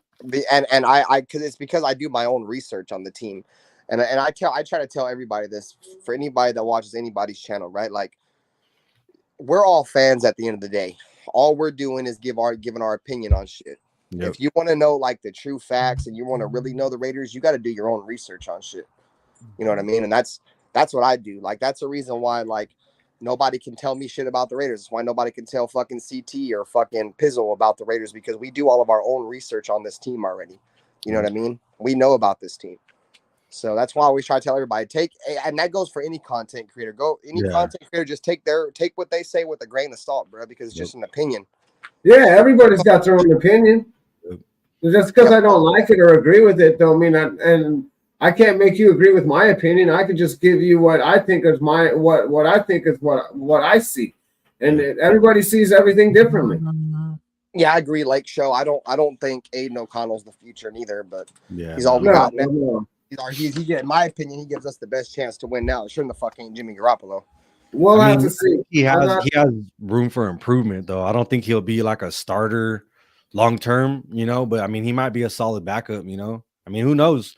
Look at what's that quarterback for the Seahawks right now? Geno Smith. Geno Smith. He played like shit at the beginning of his career, and he's you know looking like he's doing something over there. So. Only difference between that, though, is Geno Smith's been in the league for like a fucking decade. That's true. I don't want to wait a decade for O'Connell to fucking flourish. That's why I didn't think they were going to be shit. Because really Geno Smith like was in the league for like, I remember when Geno Smith played for the fucking the Giants and fucking Khalil Mack ripped the ball out of his hands. Was it the Giants or the Jets? I think he was drafted by the Jets, wasn't he? Yeah. He was drafted by the Jets. We played the Giants, and that was the game where the Giants broke Eli Manning's consecutive start record, and they sat him down. Yeah, I remember that. And then Geno Smith got fucked up. Yeah, oh yeah, I remember that. I remember Eli looked really sad that day too. I can't believe that they do a dude like that. You know, won their shitty ass franchise 2 Super Bowls, and then they just fucking dick him. You know what I mean? That's the things you get. But you can say the same thing about Aikman and Montana and all these other guys. You know, they got the same fucking treatment, bro. You get the fuck out of here. You wanted some shit? We got to get something for you. Yep. At the end of the day, it's a business. And shit. Yep. At the end of the day, it's a business. We did the same thing with Ken Stabler. You know, it's a business, and when it's time for you to go, it's time for you to go. It's nothing personal. Wasn't Al Davis one of the the first people to like initiate like that. Oh, it's fucking Charm a City's trade, birthday, everybody. like, Salute draft Charm and City. shit Happy or birthday, dude. whatever. Birthday, man. All right. Happy birthday, Happy Charm. birthday. That's cool. Our birthday is like a week apart. Yeah, Al Davis did like trading, did like trading around. He did start doing a lot of that stuff. Yeah. But so I just lost my. What were we talking about though? Cheers, Charm, for your birthday, my dog. Cheers. Cheers. Cheers. Oh, we're talking about we're talking about Eli and how they sat him and how you're replaceable. So what happened was after 77 when we lost to the after 77 when we lost to the Orange Crush in the AFC Championship game. That's the Deborah Donkeys, by the way. Kenny Stabler showed up all fat and lazy for training camp, all out of shape, didn't want to do nothing. And Al Davis flipped out. He's like, dude, 76, 77, where all of those years we were in it. And then this guy just shows up and stuff. And Al just didn't appreciate it. And this is what I think what really made John really want to retire after that. Because we ended up trading Jack Tatum, Dave Casper, and Ken Stabler to the Oilers. They trade all three of them in one transaction? Yeah. They all. Oh, I didn't know that. Yeah, I think they all got traded at the same time to the Houston Oilers. And that was that. And then we brought in that was that. But yeah, it's crazy. And then that's just because Al got all pissed off that they were all, And even in Stabler's book, he says that after a while, a dog will refuse to hunt. One of the coolest stories I heard about Al Davis, bro, is they said that like he was talking to his coaches one time, and they were talking about like golf or something, and Al Davis was asking like one of his coaches like how good he was at golfing or something, and he was bragging about how good he was at golfing. He was like saying something. Al Davis said something in terms of like, well, I don't think you should be the coach of this team because you care more about golfing than you do football. You know what I'm saying? So he's like, nah, you can kick rock. Pretty much he didn't want anybody that wasn't 100% involved in the Raiders and football. Like he didn't want you. Yeah. Yeah, you got to be all in on football. I mean, it's a 100% dedication. You don't get to go in the off season and go play other sports. I mean, I'm surprised that they let all these, imagine if Max Crosby's out there playing basketball and shit and slam dunks and tears his ACL, or Mahomes does that shit, or any of these players go out or some shit. I'm missing. Dude. Raider Room said, all I got to say is if you go live and you got viewers and they ask questions, don't disrespect them. What's going on? What am I missing here? Yeah. Confused. I don't know what's going on. I know Aunt's fucking going crazy in the chat. And so is fucking Ozzy. Yeah, Sam. Okay, Raider Room. I was just curious. I was like, is somebody? Because I don't mind like Aunt and Ozzy, we all know each other. So if they want to disrespect each other, go for it. I don't allow random people to disrespect people in my chat. Like we all know each other. So if they want to go at each other's neck, let them go at each other's neck. I don't give a fuck. But anyways, yeah, they're going, man. Forgot. I'm distracted by them too because I'm watching them go. Oh yeah. But, touching to what you were saying, Pizzle, I think. Like how you said how Al Davis wanted people that were, or you said it. Look at this, motherfucking Raider Room 10% IPA, man. Cheers. That Al Davis didn't want anybody that was 100% in on Raiders and football. I think a lot of it has to do with football being like the most team sport that there is. Like you have an offense and a defense, and if one person doesn't do their job, look at how great Devontae Adams is. But if he doesn't have another person that's great to get him the ball, he doesn't look like the same person, so in football, I think you really need everybody to do their job. It's not like basketball, you play offense and defense, soccer, you play offense and defense, same thing with baseball. And all those sports, one guy comes onto the team and can change the whole dynamic of that. Just one guy can. In football, it kind of can with the quarterback because the quarterback is the only guy who has the ball in his hands every play. Single play, right? And that's why he makes the most money. Raider Room. This is Tiki Fusion from Lagunitas. It's called the Zombie. It's that 10% IPA. Lagunitas makes this shit. Shit, you only need like 2 of these, boy, and you be turned the fuck up, G.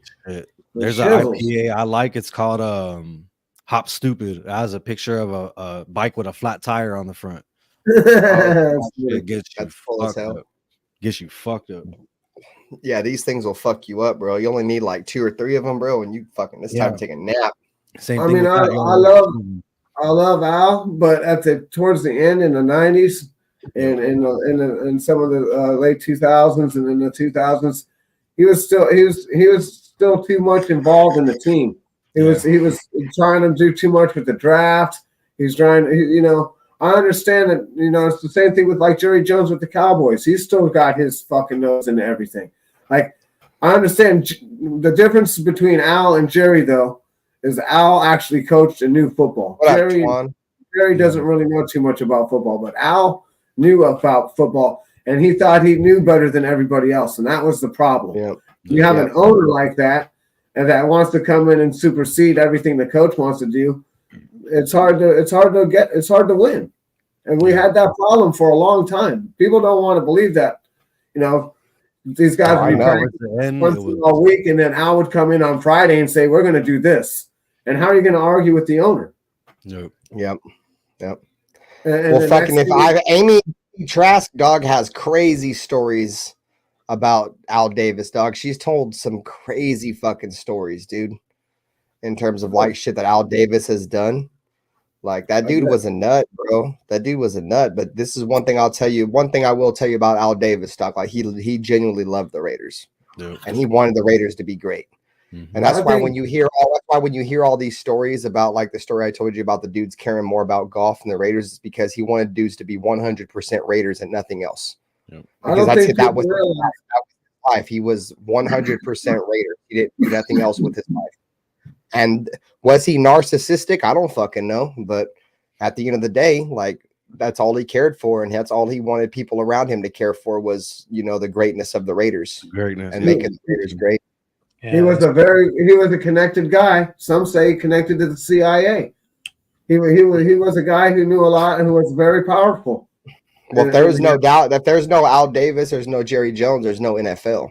There's no, sure. Well, and that's what Al the Raiders and the Cowboys is what pretty much built the NFL. He helped make that Lamar Hunt. They helped make the merge. Yep. These guys, the Lamar Hunt and these dudes, the Kansas City Chiefs and these other dudes screwed him out of actually the credit for that shit. Yeah. They went behind his back and did all of that shit. And that's why. Or go ahead, Pizzle, my bad. No, go ahead, dude. I was gonna say, when that merger happened, like, I don't think like before that players were traded. I agree, Trujillo, and all that shit. No. What was going on? Yeah, you're right. Trask would be president. They didn't, as long as they didn't come in and try and buy our players, we wouldn't go and buy their players. When they came and bought our players, Al Davis said, "Fuck you, we're going to come in and we're going to buy all your players now." And I think he was one of the first ones to ever fucking trade a player. He started buying them up, and they said, "Oh, we got to do a merger now because these guys are buying everybody up." Yeah, and basically, he forced the NFL's hand. Yep. But he'll never get credit for it. It is. What's up, Rafa? Gotta go? No. I just wanted to keep it up for like a few minutes. Yeah, but I really understand. He had to go look up some articles real quick. Go ahead, Rafa. No. I just really thought about it because hold on a minute. Because that time that I was learning about the American football, that was like in 2018. And this point right now, because since I moved in Charlotte, North Carolina in 2018, which is almost 6 years, I didn't know about the NFL or like the American football. But then I started watching all those games, and of course, I just started learning with the books and everything about for videos and film studies. I became like a very good fan of the NFL, but also with the team Raiders. I mean, it couldn't happen like this one because without those content creators like you, RaiderBen, also Raider Joe, there will be no El Capitan Rafucci with that knowledge of the Raiders. So there will be no El Capitan. No Rafa. If there was no Carolina Panthers, there'd be no Rafa neither. Hey, look. But But in my point right now, I just made. He didn't know better. Tell him you didn't know better. I made a great choice. I made a great choice because I just listened to Dirty and say you gotta choose between Carolina or Las Vegas Raiders. So I made a good choice. So I hanging out with the Raiders, and of course I became a fan of this. But yes, and I'm not gonna lie because we had the biggest fan base ever in the world, and for this opportunity, I mean this game against Kansas City Chiefs, because I gotta tell you what the 3 rules are about for the Raider Nation for that game against Kansas City Chiefs. Number 1, always wear black because the real men's wear all black. Number 2, we're gonna blast everything about West Coast hip hop. There's no Taylor Swift songs. Yeah, I'm talking to you, Kevin, because you've been listening to all Taylor Swift There's songs. no Taylor Swift songs. Fucking Taylor. Fucking twatty. And number 3, we're gonna bring and scream a lot of Raiders. And will you see Patrick Mahomes? Give a picture of Kermit the Frog because Patrick Mahomes, Kermit the Frog, same person. That's hilarious, Rafa. They look like Kermit. I'll tell you one thing. You can go anywhere in the world and wear the silver and black, and people are going to know this patch and know exactly what it's all about. It don't even have to be said. There don't have to be a name on it or anything. Motherfuckers just know. Facts. There ain't another team on the planet like that, but maybe the Cowboys. Anybody else? They ain't got it like that. Yeah, I never got that America's team bullshit. I never get why they're No. Look at this right here. Look at this right here. Normal people when they wash and they clothes, and then Raider fans. Real shit. All colors, black. White and blacks. Raider fans, just throw that bitch in there real quick. You heard all everything black, black on black on black on black on black on black. Everything is black. Everything is black. What up, Terrence? Oh what up, my dude? God, there's Terrence. He said, "Oh my God, there's Terrence. You don't like Terrence?" I know he's picking on me. But Terrence is picking on our boy Rafa. Oh, say it ain't so. But say it ain't so, Terrence. The last time I say Terrence, I say that I just got an ear infection. I say, no, Terrence, what the fuck are you talking about? So yeah, what the fuck is you talking about, Terrence? What the fuck are you talking about? He had an ear infection. He couldn't hear you.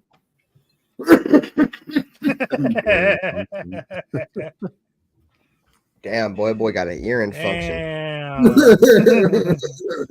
Oh, I don't okay, so Terrence. No. It's all right, Rafa. You gotta get fucked with sometimes, bro. What up, Big Raider from Baker? Salute, bro. I got fucked with for a long time. I still remember the first time Ben saw me on live. Who the fuck is this guy? Yeah, who the fuck is this guy? I didn't know who he was, and then fucking Papa told me, and I'm like, okay, because I had already been following you. We had talked on Instagram. I never knew that was you because I had never seen you on cam, and I'm like, oh fuck, okay, cool. Well, then I need to get him on the show then. Like, yeah then you had a channel. I'm like, fuck yeah. That shit was funny, dude. Hey, Raider Joe. I'm just a troll. That's all. Yeah, it's all good, homie. You're Raider Joe. About if I come and say, bro, what happened to God? They get this. Actually, he came to my show on Silver and Black Experience because he came to my show earlier. Before no, what happened to Raider Joe? What happened to Vin Diesel is Vin Diesel found out about the drama part of YouTube, dog, and he left Raiders YouTube. That's exactly what happened because I'm a part of Raiders. I'm a part of Raiders YouTube drama, dog, and all the TTC channels, like all the big drama YouTube channels where they dox people and shit like that. He went over there. He left Raiders YouTube. I think Raiders YouTube was just like the stepping stone, was like the gateway drug of YouTube for him. Like he got into this and was like, oh shit, there's live streams. They talk about Raiders.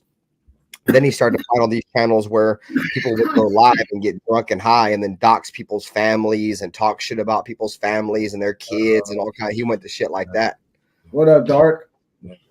What up, Terrence? And I'm gonna keep it a bean there with you because he ain't never gonna come to my show because he's afraid of me. That dude can go suck a dick, bro. That dude's a bitch, homie.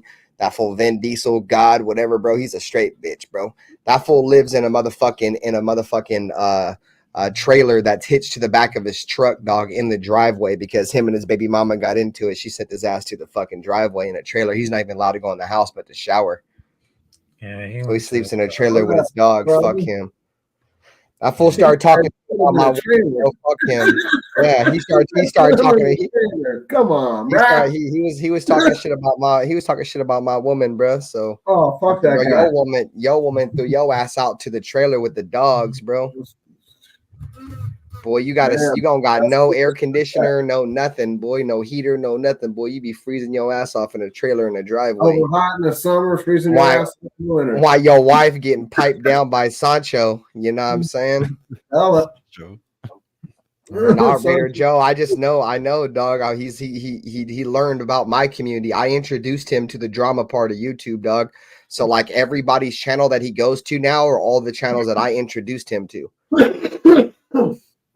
Because anybody that knows about Black Saturday, that was built around a drama sector on YouTube, but it was football related drama. But yeah, he found out about that sector and went over there. He stopped giving a fuck about the Raiders, and he's a car stan, bro. Once the Raiders got rid of Carr, I've seen him say it in multiple of those streams. Dog, like he don't even really watch the Raiders anymore because they let go. That sounds like Millhouse. It sounds like OG too. I haven't seen OG since the Raiders let go of Carr. Millhouse. I mean, I get it. Like I really like Carr too, but just because they got rid of him and it wasn't like okay, everything that I liked before Carr got here, like okay, I'm just gonna throw all that shit out the window. Like, nah, you know, like thanks for being here, thanks for giving us your all, but like, you know, on to the next one, you know, like good luck to you and all that shit. But I mean, yeah, just because the player leaves. Most of those fans came in with Carr though. You're a better fan than me, CT. I'll tell you that much because I don't wish nothing but his downfall, bro. I don't wish him to do nothing but fail, dog.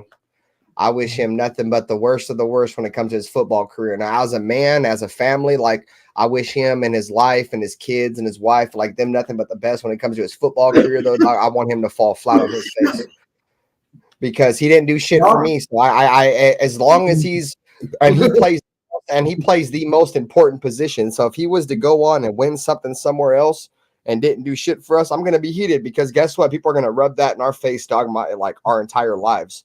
I'm not worried about it. Even if he did, it's not our fault. It's the fucking organization's fault, supposedly, for not getting them on this great defense and not having anybody around them.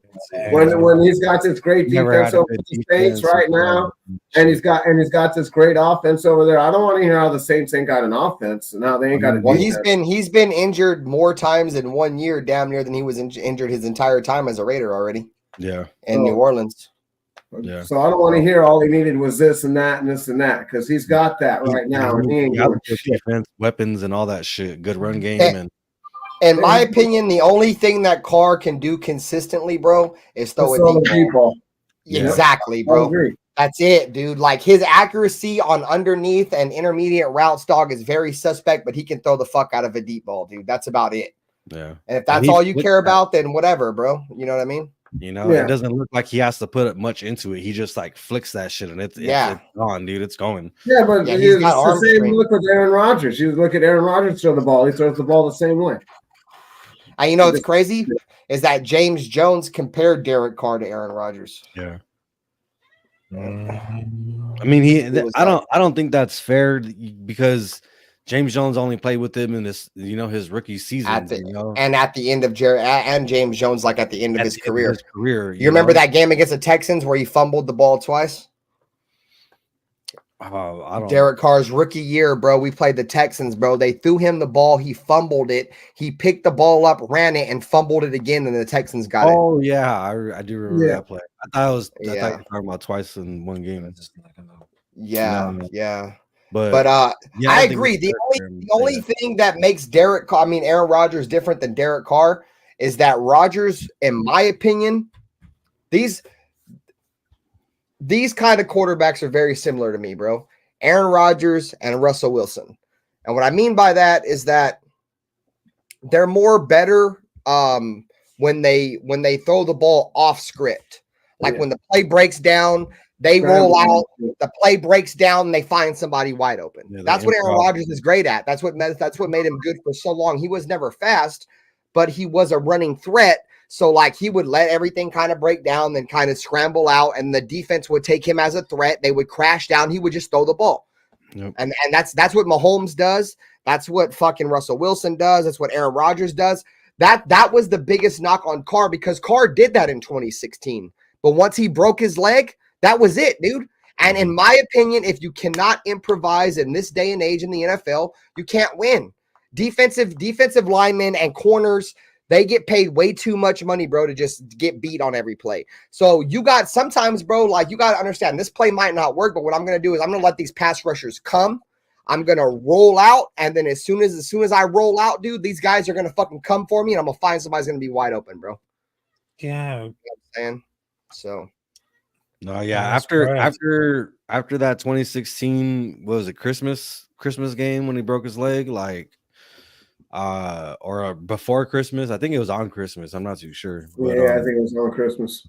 But yeah, after that game, he was never the same. And then like a year or two later, he hurt his back, and that was, that it was the next year. It was the next year, 2017, It was the very against next Denver. Year. Yeah, it was against Denver. He took a shot in the back by Wolf. Derek Wolf hit him in his back and broke fucking 3 bones in his back, dog. Yeah. And it was a cheap shot too. It was a late hit too.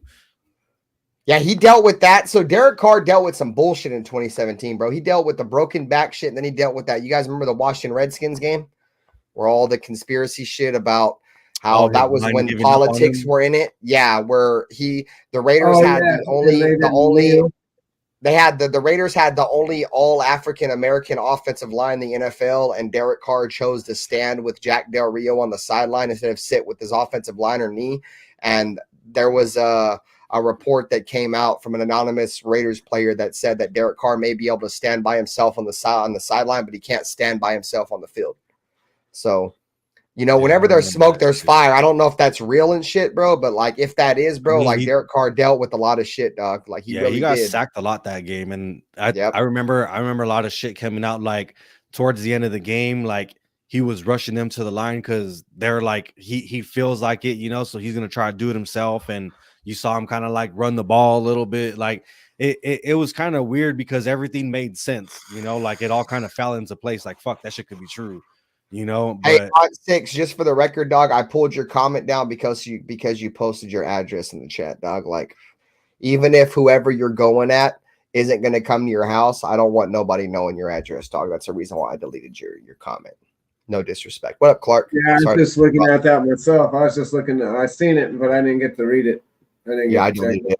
Yeah. You can see it on the StreamYard side. I deleted it from the YouTube side. No, I could see it, but I didn't. Yeah, no, I could see it, but I didn't want. I was looking at it. You just got to understand. You don't want the wrong people finding out your address on YouTube, dog. Like, you feel me? If it's fuck Ozzy, it's fuck Ozzy. But don't ever do that, bro. I'm just giving you a tip. Don't ever do that.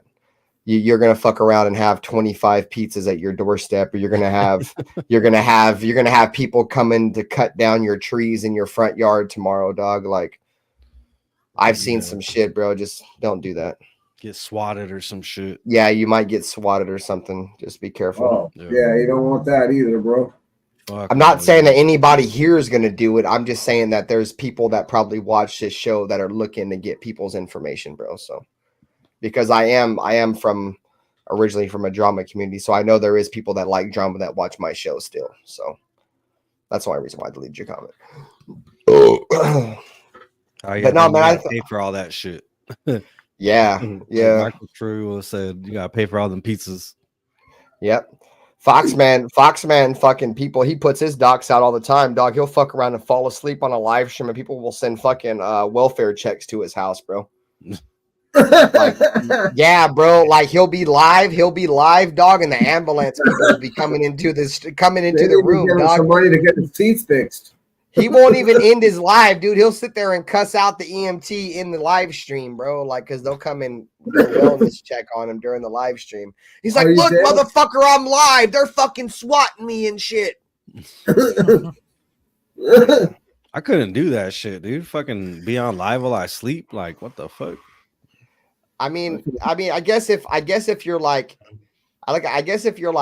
a single man that lives with his mom, that don't got nothing to live for, that just doesn't do shit with their life, like that just lives on YouTube, then I see that, Your only friends are on YouTube. I was thinking about doing this. I was thinking about putting a camera on a firearm for 24 hours a day for 7 days a week forever and see if it ever gets up and fucking goes out and shoots somebody. That's a dope ass hat, Rafa. I just saw that. My bad, Ben. So you're good. I got that same hat, but he's got the all white one. I got the one, the one that Aiden O'Connell wears. Yeah, this one right here. The little tie-dye one. Yep. I got that same one. Yep, Rafa. That's the same one Rafa's got. Rafa's just got the all white one. Yeah, but this one was dope. Hold on a minute. That's a snapback. That's a snapback, bro. I got the. I don't like all white hats. I fuck them up, dude. This is my new one. Hats. The new one got the little Vegas in the back. I haven't seen this one. They got like this little pro thing on. You probably can't see it. But on the inside, that's cool. On the fucking snap right there, it says pro. And then right here on the edge, it says pro or somewhere right here. Yeah, I see that. That's dope. But yeah, this is my newest one I just got. Yeah, that shit's sick. That's very cool. Yeah, I fuck up white hats, so my white hats never last very long. Yeah, I only got a couple white jerseys and shit, and I only got 2 white jerseys too. Yep, I got a Max and a Devontae Adams. So I got 3, but I got a Khalil Mack one too. I'll never wear it again, but I do got 3. I'll never let go of my Khalil Mack. That was the first real jersey I ever purchased, bro. I paid like $350 for that jersey, $329 or something. It's like the official on-field shit. Yeah, like Pistol just sent me that same jersey, but the Max Crosby ones. Yeah, the sleeves. Yep. Yeah. I got a Derek Carr one like that. Yeah, Pistol just sent me. I got Jerry Rice's right there. I got the same shit. All of my shit. I got Moss in the closet. I'm gonna throw those out or do something with them. I don't know what. Yeah, Moss is one guy. Like, he's a great player. Somebody asked me earlier because I was playing Madden on my gaming channel, and like I saw that play on your short. On Madden, like, I love Moss. He's one of the best players in the game, but like in real life, dog, I can't stand Randy Moss. He said like on a live on NFL, like when the Raiders were gonna play, I'm not a Raider. Once a Raider, always a Raider. Don't live by me. And I was like, all right, yeah, dog, fuck you, bro. So, and I thought I would never hate somebody as much as I hated Warren Sapp, but I can't stand Randy Moss. I don't like Warren Sapp. I don't like Warren Sapp neither, bro.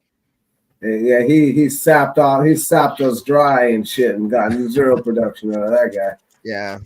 Same thing with Javon Walker. You guys remember when we got Javon Walker? We gave that dude almost $100 million, bro, and he never did anything. I don't think he played more than a game or 2 for us. Fucking Trent Brown. We gave him like 5 years, $100 million. Well, Alden Smith, we didn't give him a shit ton of money. No, we didn't. He came in here and tried though, but then he got into more shit. He was playing good as fuck for us, dog, with Khalil Mack, dude. Yeah, that's why. And he got suspended. For smoking weed. Shit. Oh, wasn't smoking weed? I thought it was more. No, it wasn't. It was for DUI. He caught another DUI. That's right. That's right. He fell asleep behind the wheel. That's right. As the Niners, some lady came. He was full throttle against some lady's tree and shit in her front yard. She came out and shit. It was like, this motherfucker behind the wheel. I remember that DUI stop with Marshawn Lynch, dude. That shit was fucking. Oh yeah, where his whole car was destroyed. Yeah, dude, his fucking wheels gone and shit's on rims and shit into a pole. I seen that Henry Ruggs accident, fool. When they rolled up on the scene, that fool was hanging out of his car. He's hanging out of the driver's side door and shit. You know what was crazy? So I found out, so I work graveyard shift, and you know how that shit popped up hella early in the morning, the rumor that it was Ruggs' car because we seen the car. I was the first person to go live, dog. I think that was like my most viewed live ever. I was live by myself, like just hit YouTube live. I had like 450 people watching me when I was talking about that shit, dog.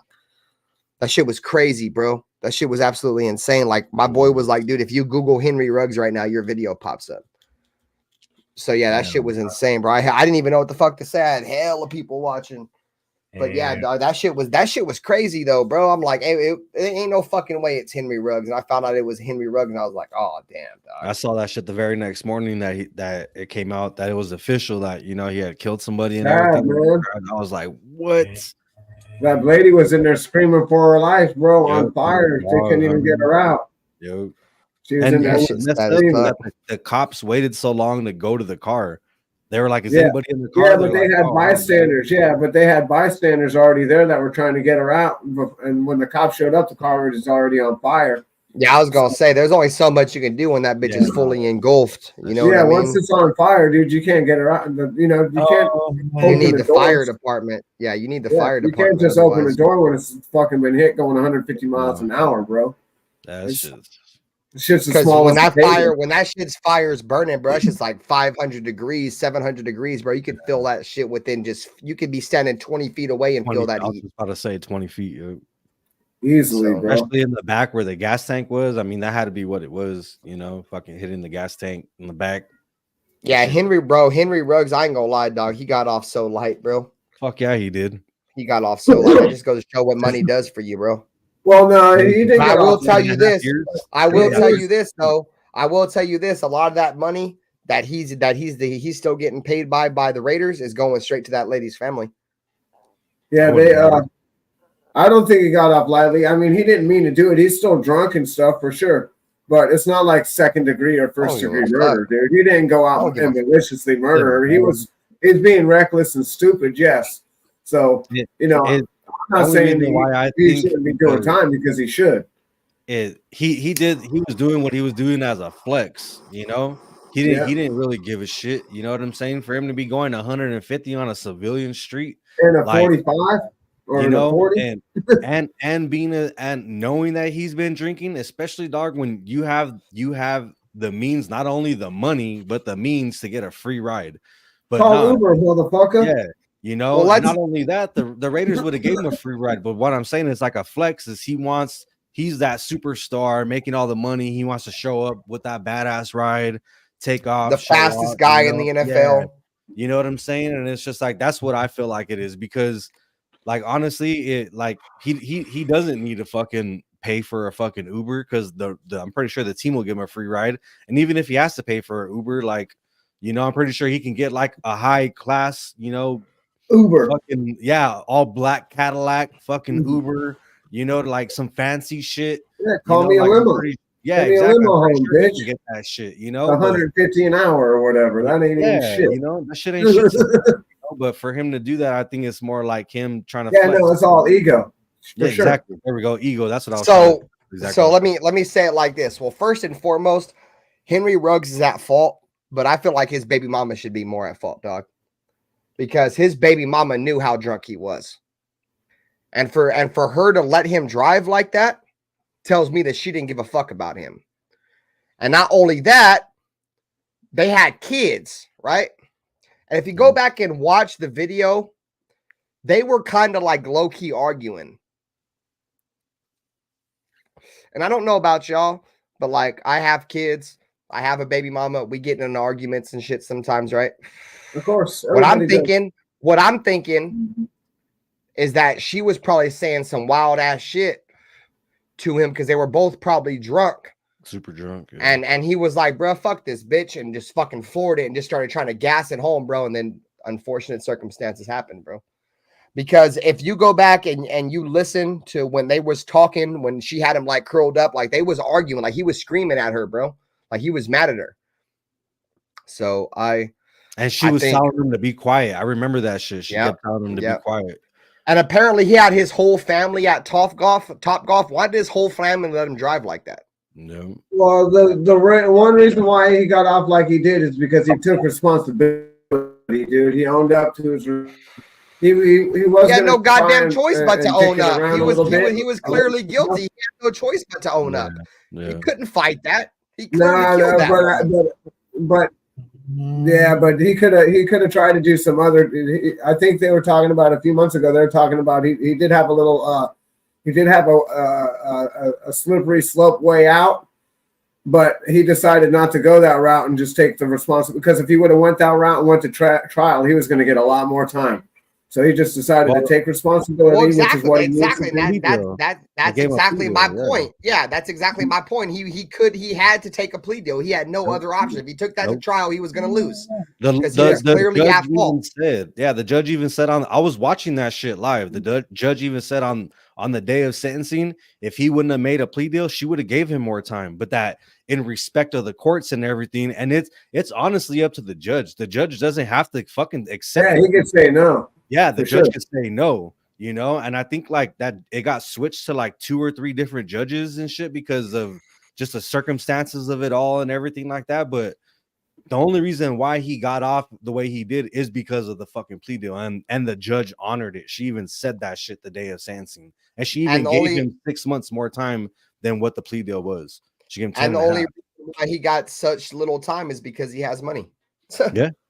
If that would have been me, you, or Pizzle or Rafa, and we did that, bro, we'd be going to jail for 40 years. Oh, fuck yeah. Look what's happening with fucking Biden's son, dude. Getting caught with fucking a gun and drugs. There's fucking thousands of, not tens of thousands, in people in prison right now for that same fucking offense. Doing decades. Yeah, exactly. But fuck, it's nothing. Fucking the president's son did it. Oh fuck, you know. Like that's money is the root of all evil, dog. Yeah, dude, the tier of justice, homie, has to fucking stop. I know that pendulum of justice that shit leans on the sides of money, bro. I don't even want to get into politics. Well, the people who make the money make the loss. No, facts.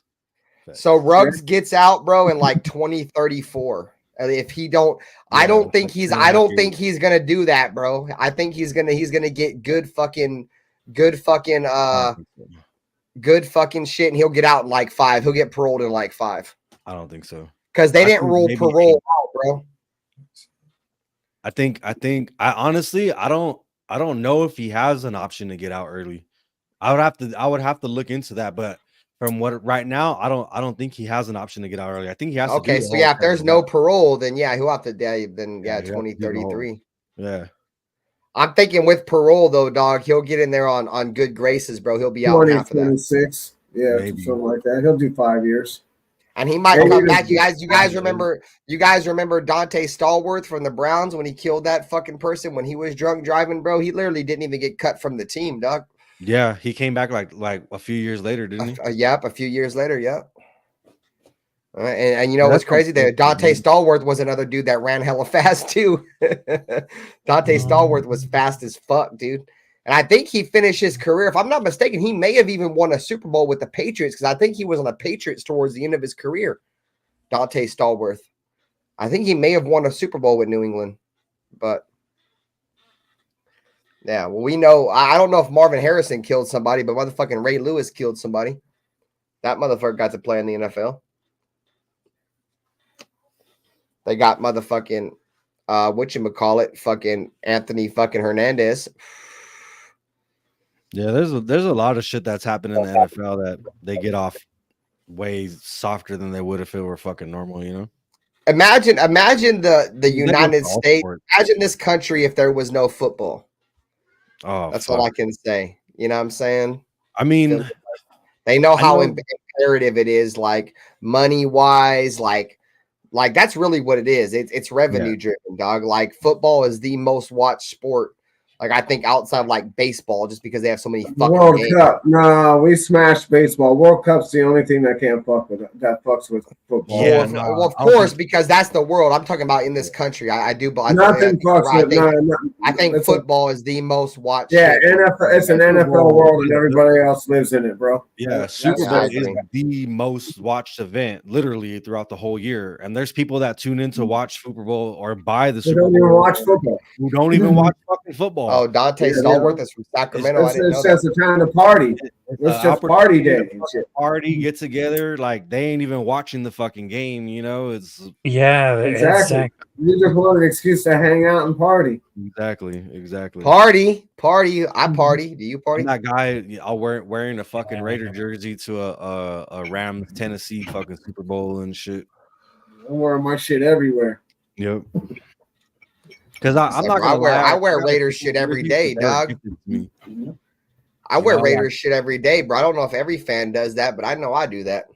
Yeah, I at least got It's a hat because on most, or something. yeah, most exactly, dog. Because most of my apparel is all Raiders. Yep. Like I'm not a big fan of graphic T-shirts, and what I mean by that, like I'm strictly like white tee, black tee, Yeah. Raiders shirt, or Raiders Gray. jersey. That's it. Yeah. You know what I'm saying? Yep. So like in the off season and shit, like I won't probably be wearing Raider gear because I really don't wear and what I mean by Raider gear, I mean like Raider shirts and jerseys. But like in the off season, bro, I'll always have like a black tee or a white tee with a Raider cap on, a Raider fitted bow, Raider, always. That, you know what I mean? That SOS shirt that I wear, that's my clothing brand. So whenever you see sick, dude. that on, like that's like my brand, you know. So I'll rock that. Hey, Pyro, we got a party that sometime, bro. I wish I met you in LA, dog. I'm sorry. But yeah, it's always black and white, dark, like that picture, dude. My pile of fucking darks is like this big, and the only whites I got is really like my muscle shirts and my socks and shit. You know, right there. There it is. That's perfect. Yeah, shit. And I ain't gonna lie. I'll throw my motherfucking wife beaters in with my blacks. I don't give a fuck. I don't even really wear wife beaters. My wife beaters be like undershirts or like when I go to sleep because I be hella hot when I sleep. So either I'll wear nothing or I'll wear a wife beater when I sleep. Yeah, I always wear a fucking muscle shirt underneath my shirt. So I've been doing it since junior high. It's just a habit. Yeah, you know? same, bro. I always wear like a little wife beater underneath my shirt. Especially like to sleep in and shit. It'd be cold as fuck outside. Windows open. Stain on that shit. Oh fuck yeah! Ain't even white no more. You know what I'm saying? There's that off white. Like, bro, what's that stain? Oh, that's nothing. I wash my shit with blacks. I wash that shit with my Raider colors. Yeah. That's just some drain. That's just some drain. Gray. That's just some drain off my Raider colors. Don't worry about it. Oh yeah, gray. That's funny. But no, yeah, I definitely always have something Raiders on, dog. Yeah, no doubt. Yep.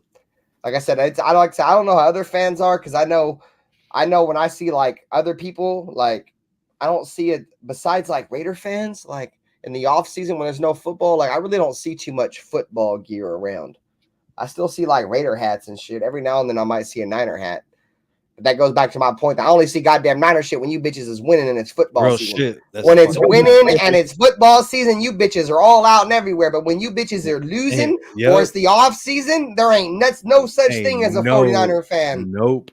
No such thing, dog. Like that shit is crazy. Y'all go and watch baseball or something. I don't know what the fuck y'all watch. But y'all That's definitely crazy ain't representing the Niners. How you said that shit when I was younger, I would only wear Raider stuff when it was football season, when the Raiders were playing, you know. And then as I got older, I was just, I started having more hats and more shirts and stuff, and I just started wearing it fucking everyday apparel. And if that's still dark, black colors, all that shit. Like, I got a good job and I make good money, but I still live off my roots, dog. I still hit the t-shirt outlets and the liquor stores and buy all my t-shirts, dog. You feel me? Hell yeah. Like I'm just because I make good money and shit, I'm not about to go buy expensive ass clothes, dog. I'll go to the liquor store right now, dog, and buy 5 black motherfucking tees, dog, for $25, bro, and then buy 5 whites for $25. Walk out with 10 t-shirts for $50 and be straight, bro. For the black tees for a minute, the white tees I usually only wear my white tees once, and then that's it. You gotta check out jiffyshirts.com, dude. You get shirts for like $250. And the more shirts you buy, the cheaper it gets. You said Jiffy shirts. Yeah. Okay. And they got everything, dog. The only thing they don't got is Pro Club. That's the only thing they don't got is Pro Club. But I got a hookup on Pro Club too, because I got a business license. So I get fucking I've been trying to make my own merchandise. See, I need to get a hold of somebody like you. Yeah, dog. I got my own LLC and everything, dog. It's called 2 Point Conversion. 2 Point. Oh, that's dope. Clothing apparel, yeah. Because I keep getting these opportunities to make 2PC clothing apparel right there. Oh yeah, see, it's what networking does for you guys. Yep. Yeah, I got to get in touch with him because everybody be like, Ben, you got to drop merch and shit. And like, Pizzle's got one of my sweaters. You know what I'm saying? But like, I go through these third-party companies where I really don't make shit. I would rather just pay you to just print all this shit out and then sell them. I do screen printing. I do vinyl. I do fucking all kinds of shit. See, look, I learned I do something stickers. new today. I do stickers, homie. Like this little sticker. Yeah, right yeah, I here. used to do all of that too back in the 90s. Like this shirt right here. This is the Raider shirt right here. This is the old logo though. I got Yeah. a new logo now. Yeah, I And remember you that shit. That's obviously shit you know sent black me and on white, Instagram. one color is the easiest, cheapest way to go, right? Yep. Black and white tees with white and black it's, lettering, one color. Yep. Easy It's as either fuck. black, white, or gray is usually Yep. what I'm getting for Cash. myself. You know. Cash money. My boy's been trying. My boy's been saying he was gonna send me some fucking stickers. He can make QR codes for my channel. Oh yeah, I could do that shit too, Doug. Yeah, see, I'm just gonna hit you up then. Because what I want to do, bro, is I want to get the little stickers that say RaiderBen with a little QR code, bro. I'm gonna slap them bitches everywhere, dog. This is my business card right here, dog. So it's the front and then it's the back. Got the QR code on the back right there. Oh yeah, say says less, all the dog. shit that I do. Talking to. You know what I'm saying? After this, yeah. Oh yeah, dog. I got you. Really. Yeah, because everybody's been asking about that shit. These third-party companies are so whack because they're like, oh, well, you can't do this because it's got pot on it, or you can't do this because it's got a Raiders logo on it, and that logo is copyrighted. Trademark, like, fuck you mean? Like, yeah, like I don't give a fuck. Whatever, then fuck it. I'll just go through the streets and same thing I am with like my tree and shit, bro. It's like I can't do nothing legal. Y'all violent, bro. I'll just go to the plug then. Fuck y'all. I'll just find the plug and y'all can go fucking suck a dick. Y'all just lost out on a whole shit ton of money. Yeah, I guarantee you would have been making money off me, but now you ain't making shit.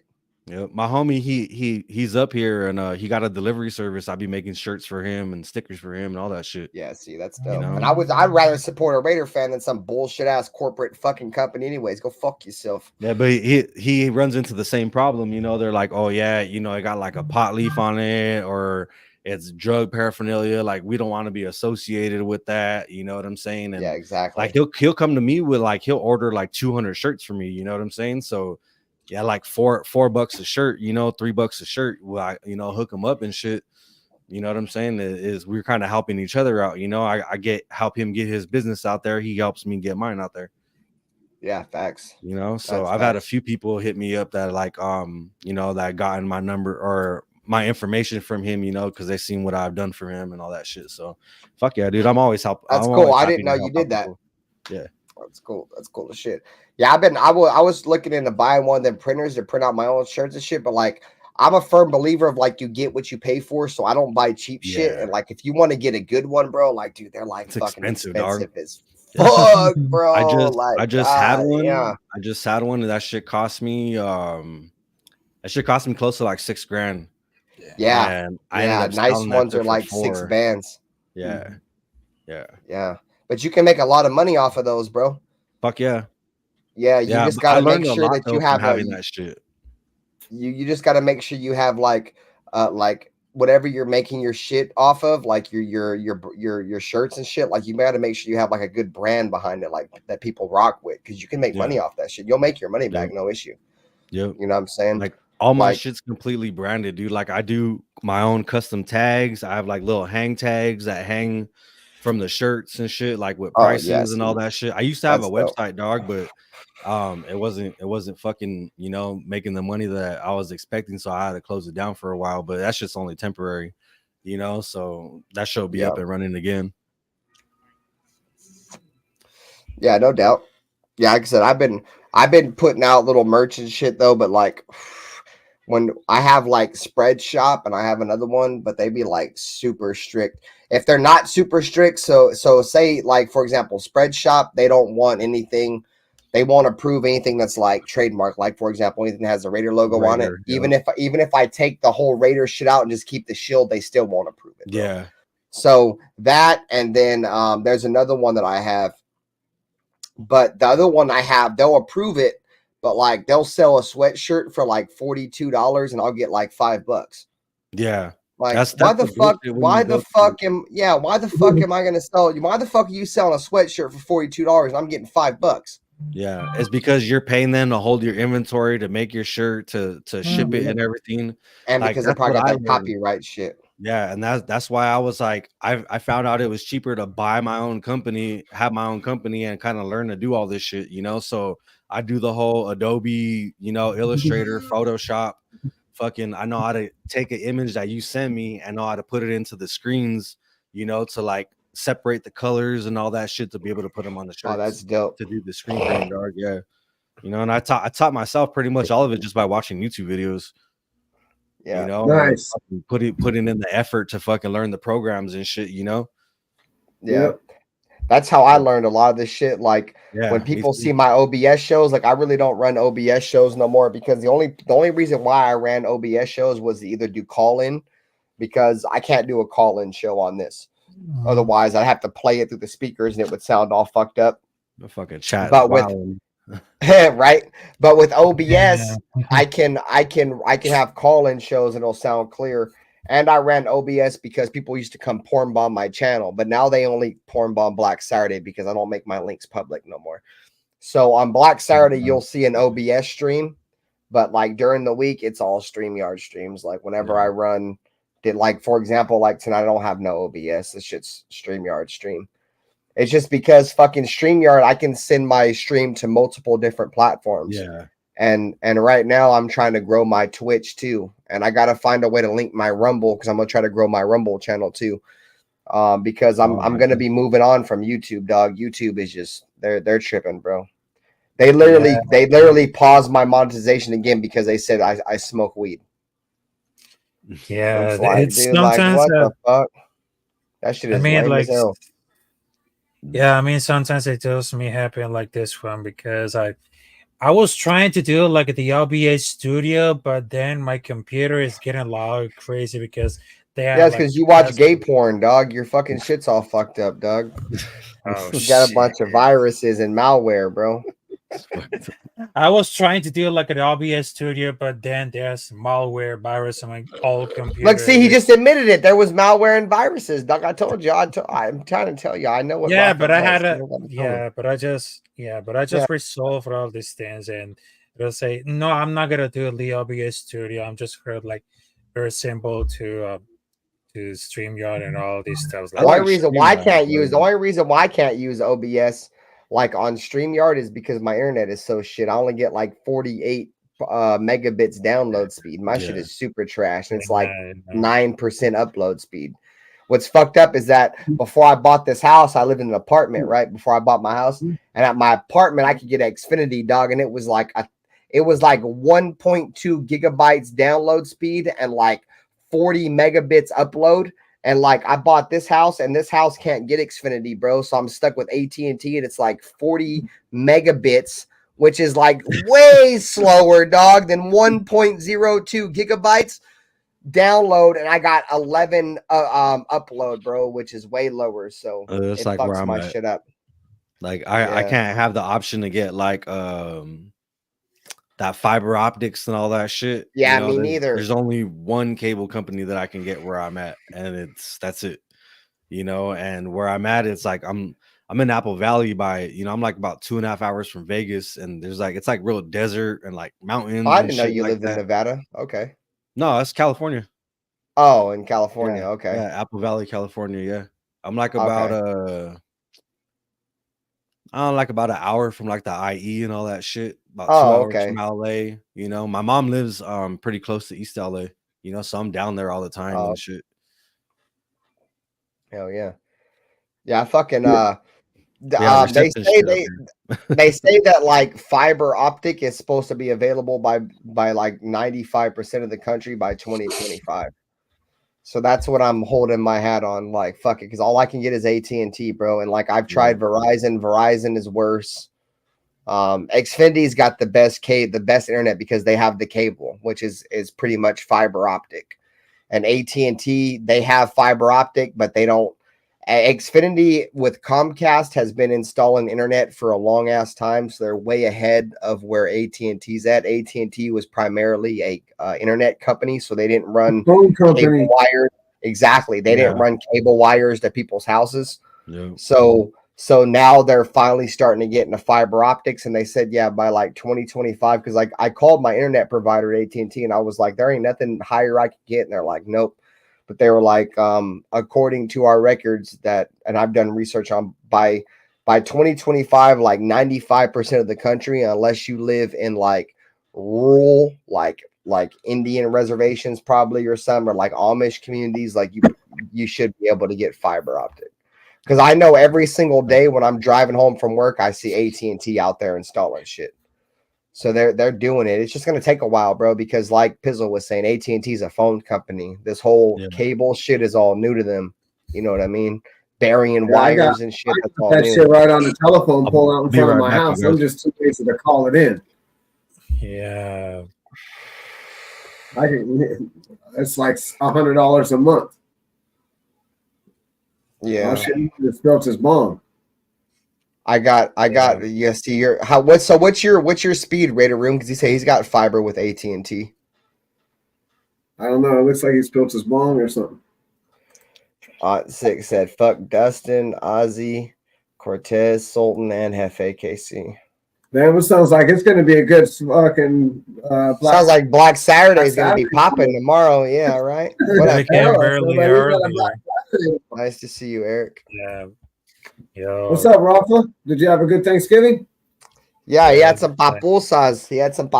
For Thanksgiving. Yeah, exactly. But hey, look, I gotta hop off right now because I know. No, you don't. You gotta go drink some piss. You shouldn't have said anything. You don't ask. No, you know better than that. So what do you think the score is? What's your I gotta tell you, Raiders 40. Yeah, I gotta. Raiders 40. Raiders 40, Chiefs 9. Oh, wow, that's a big take. But I gotta tell you the keys for the victory.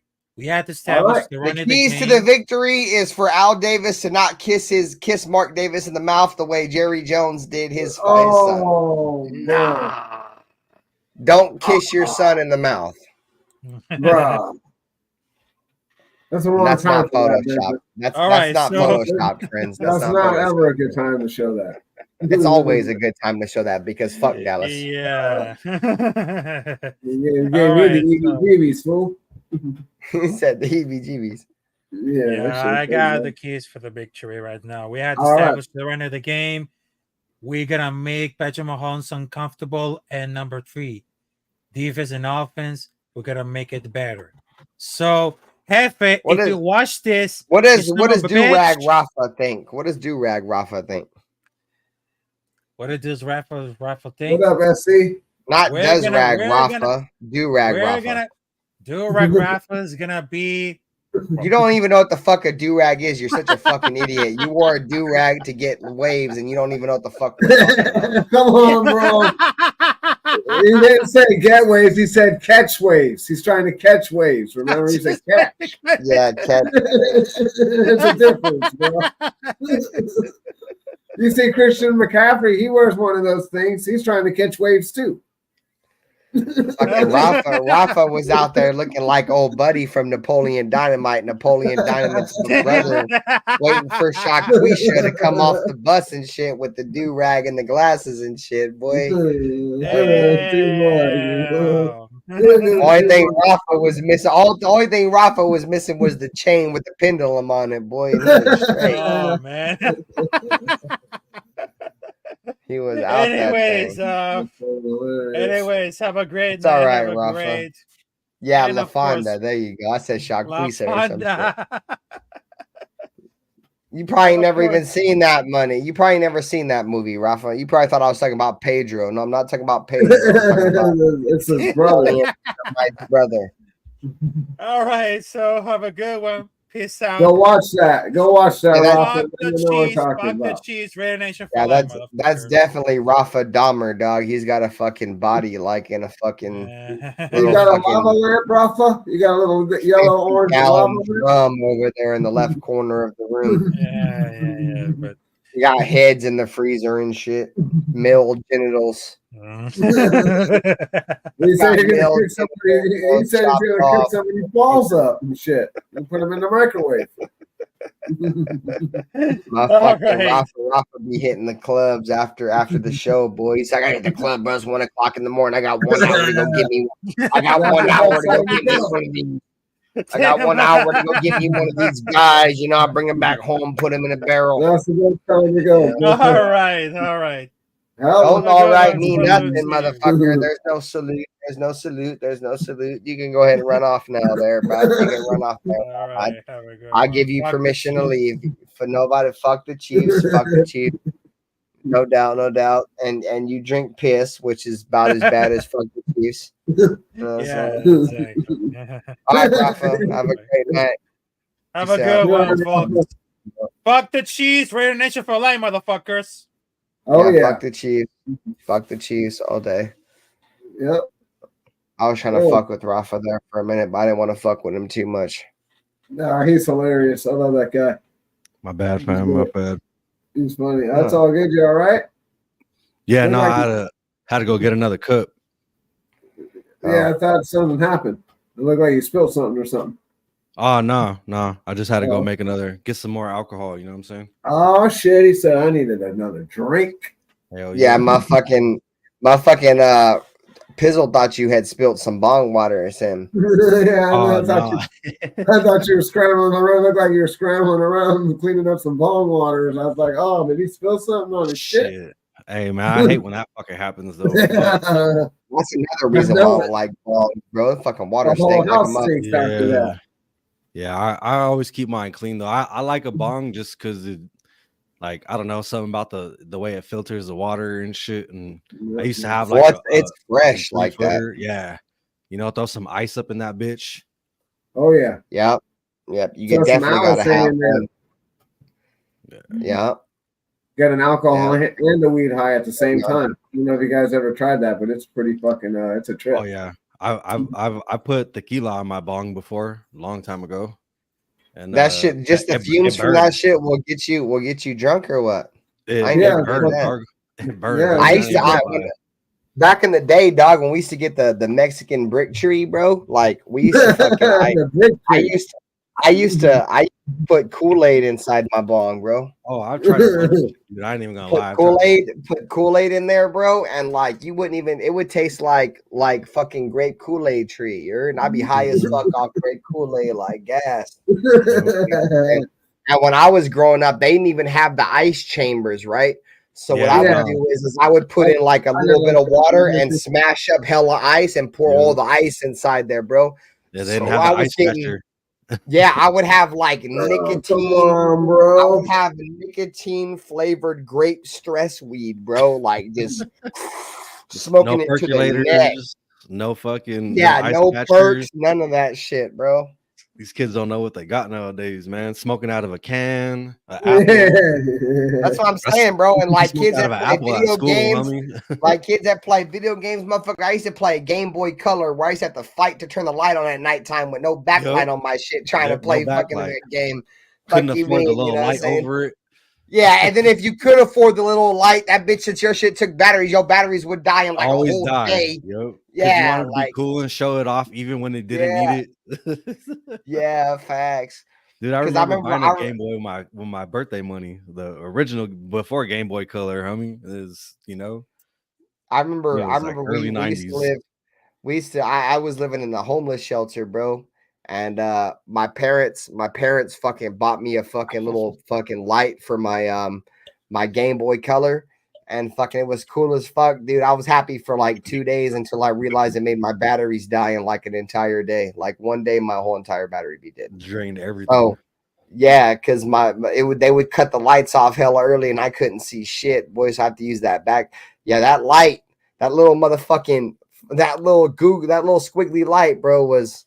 If you know, you know, bro. I had the one with the magnifying glass over it with the little light underneath it, so it would make your screen look a little bit bigger and shit. I had that one, but that was for the original Game Boy. That wasn't for the color or nothing like that. You guys remember the Segas? They had the handheld Segas. Yeah, can't think of what their name is, bro. Those were fire. The Game Gear. Game Gear, there you go. I was gonna say Game Cast, but yeah, the Game Gears. Yeah, dude. Dog, I had Battleship on that shit. Yeah, I used to play Battleship all the time on that shit. My favorite game on Sega was always Sonic, dog. Sonic, I fucked with Sonic like a motherfucker as a kid, bro. So all the Sonic games, and yeah, dog, that shit was fire. But Nintendo 64 with the 007, the GoldenEye, they killed it. That's what invented, like. You know what I'm saying? The first person shooters. I got a 64. I still got a 64. Yeah, that's dope. I had one. I sold it for a grip. Mario Kart, fucking Donkey Kong, for all them shits. If you can get the original GoldenEye and like the Mario games, dog, those are worth a grip. I had GoldenEye. I sold it. Yeah, you can. I mean, you can sell a GoldenEye Nintendo 64 game, bro, for like $100. You know what I'm saying? An Xbox Series X, bro, games go for like 70, bro. Those games are worth a lot of money, especially the Mario games. Me and my wife, we bought a Nintendo 64 to play like Mario Party and shit, and we end up selling all of our shit. Boy got Donkey Kong N64 in the plastic in the box. In the box, dog. All the manuals and everything, dog. This shit going for like $350 on eBay. Wow. Yeah, I already know. Bro. My mom bought this for me back in the day, dog, with the green 64. Oh shit. Yeah. The see-through one, huh? The green see-through one. Yeah, the green see-through one, the jungle one. Yeah, those ones was fire. Fuck yeah. But yeah, dog, this right here, I was surprised when I saw how much it was going for, dog. I'm like, I'm gonna keep it. I'm just gonna let it keep building, homie. Those shits are They're hard gonna to keep find like that. All right, Wild Turkey. Yeah, dog. I think those games are if you can get the old games, dude. You get the old school games that are still in the box, bro. They're worth bread, bro. I can't believe you have that, dude. That's cool as fuck. Yeah, dog. I've had a bunch of people try to buy it off me, homie, and I'm just like. So you've never played that particular one? It's always just been in the box. Oh no, it's open. It's open. Oh, okay, okay. It just got the protective little plastic thing over it. So you've pretty much just taken care of it. Oh fuck yeah! And it got, like I said, it got all the manuals inside and shit. The game. When I was a kid, bro, I wish I still had it, bro. Because when you're a kid, you don't think about shit like that. Well, you did. I wish I did. But I had the original Super Smash Brothers, Doug. Oh, no, that was my shit. For Nintendo 64. Yeah, I've been trying to find it, dog. But that shit's like $100. I got it at Blockbuster, bro, when I was a kid, in Georgia for like. I think my dad paid like $50 for it because we didn't want to rent it. I wanted to buy it, and they gave you the whole thing, bro. I don't know how much it's going for now, but I know I had that shit. Have you ever played Conker's Bad Fur Day with the little squirrel? I'd be cussing through the whole fucking game. No, what was that on? That was on Nintendo 64? Yeah, Nintendo 64, dog. That game's super rare game, dog. Let me show you right now. He said they be cussing and shit. Hell yeah, I fuck with that. I fuck with motherfuckers that be cussing. This game is so hard to find, homie, and not a lot of people have played it. Not a lot of people even heard of it. Conker's Bad Fur Day. I have heard of it, but I've never played it. This game. I can tell you cherish it, though. That bitch is in plastic. This game, dog. I probably played that game completely through like about 4 times. Like that's back in the day when we used to have to get the Q-tips with the rubbing alcohol on it, bro. And fucking put it on the inside. Yeah. Real quick, just one real quick. Yeah. That's when gaming was fun. Like I love Madden and shit now. I like where gaming has become, but that's where that's where gaming is fun, bro. Yeah, facts. You know what I mean? But it's hard for me to go and play old ass games like that. Like I'd be playing them, I'd be like, bro, I'm gonna go play that because I have a Nintendo Switch and we have the subscription, so I can play like all the old ass Mario games. And it's like I want to play it, bro. Then you play it for like 2 or 3 days. You're like, yeah, bro, I don't want to play this no more. You know what I'm saying? They made the original one. It's cool as fuck. They made the 64 controller for the Switch. I saw that shit. I don't know, but if they did, that's sick. Yeah, I think they did. And it's like because I know they came out with the 007 for the Nintendo Switch. Yeah, GoldenEye. Yeah, I honestly, dog, I still play them every now and then, and when I start to play them, I get into it, and like I'll play them for like a week or 2 weeks, and then it kind of dies out for a little bit, or I just get busy and shit, But it's always cool to go back to, dude. Like especially because I got like Mario Kart, Tony Hawk, the very first Tony Hawk. Yeah, Tony Hawk was fire. That was Mario Kart's pretty fucking fun. Yeah, Mario Kart will always be a classic, dog. Especially Mario Kart, Mario Party. Yeah, Mario Party, dog. Mario Party was my shit back in the day. Yeah, that's the main reason why me and my wife invested in buying another Nintendo 64 because we started having kids and we're like, fuck it, we want to play like old games with them, not these new ones. Yeah, you know what I mean. And yeah, dude, Mario Party, like Diddy Kong Racing. Yeah, Diddy Kong Racing is going to go down as probably one of the best games ever. It was the only racing game that ever competed with Mario Kart. Yeah, Diddy Kong Racing was a shit. Yeah, that fucking game. Yeah, we used to have sleepovers just for Diddy Kong Racing as a kid, bro. Oh yeah, I remember Mario Party, dog. We'd go to Mario Party same way. Yeah, my neighbor's house every fucking day, dude, because he had 4 controllers. You know what I'm saying? Yeah. So we'd all be there taking turns, fucking play Mario Party for like about 3 or 4 hours. So, you know, street lights came on, to go home. They used to have the old school wrestling games. Those were the best, like the WCW fucking games back on Nintendo 64. The Nintendo 64, the bitches be fire, bro. Best ones I played was on Super Nintendo though. Where that's when they had like Doink, fucking the Clown, and Shawn Michaels and all that shit. You know, like you could choose if you wanted to do like a single match. You could even do like a Royal Rumble and shit. That shit was fucking dope, dude. They had like the Bret Hart in there. Owen Hart was in there still. Undertaker, all that shit, dude. I remember that fucking game. Like, I ain't gonna lie, bro. Like, where I'm at, it's like, fuck, I grew up in like the golden age of gaming. Like, cause I got to experience like almost everything. I got to experience like a little bit of Atari. The first thing I ever played was Atari. I played fucking Super Nintendo, regular Nintendo, Sega. I played all that shit, bro. PS1, PS2. I didn't play PS3 or PS4 because I went to Xbox and I was like, I'm not fucking with PlayStation. I got a PlayStation 5 now, though. I kind of wish I didn't buy it because I bought it mainly for the exclusive, but the exclusives haven't been worth it. God of War was all right. God of War, yeah, sick. Spider-Man 2 is it's not living up to the expectations I thought it was going to live up to. I haven't played it yet. I waited to. I mean, we've waited what? When did the PlayStation 5 come out? 2020, right? So we've waited 3 years for this game. It hasn't lived up to the wait. That's all I'll say.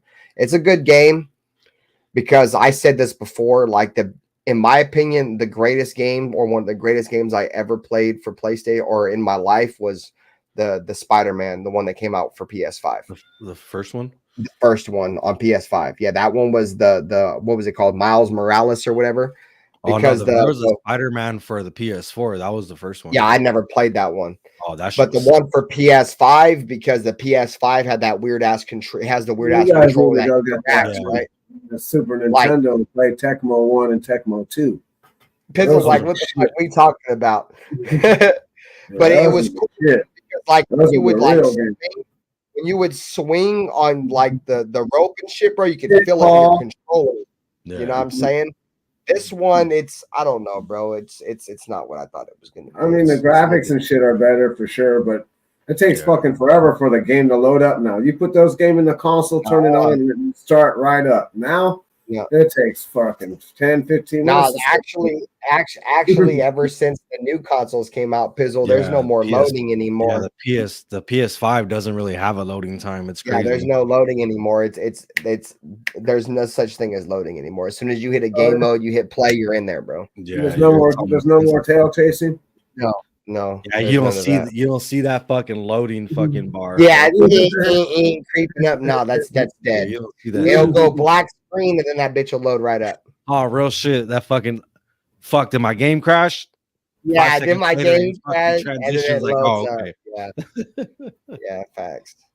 All right, guys, I'm gonna get out of here. Much love, CT. Man. All right, man. Right on, guys. Pizzle, again, appreciate you guys. Hey, Ben, I see you be always on Madden, dog. You ever trying to get a game or whatever? Let me know, bro. Like I said, even that new Zombies, homie, and the new Call of Duty is sick, dude. So I'm gonna have to just go get that shit for that shit.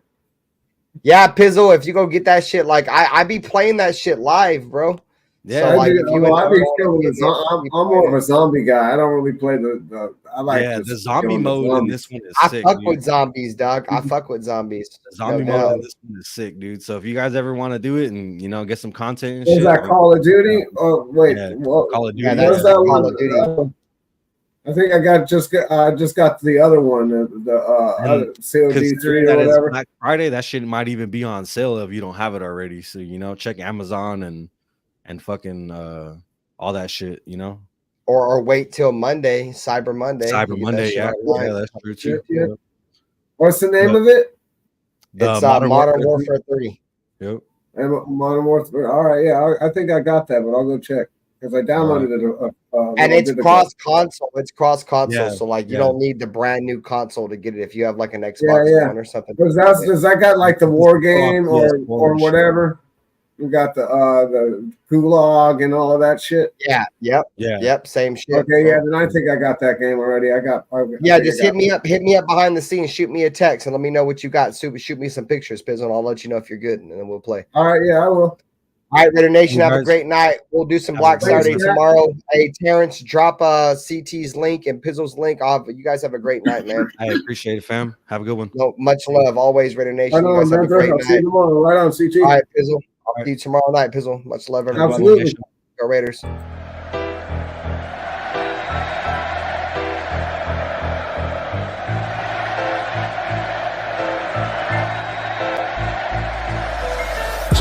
It's picked off. Oh no. Unbelievable. Oh, wow. Incredible. Chandler Jones and wins the game for the Raiders.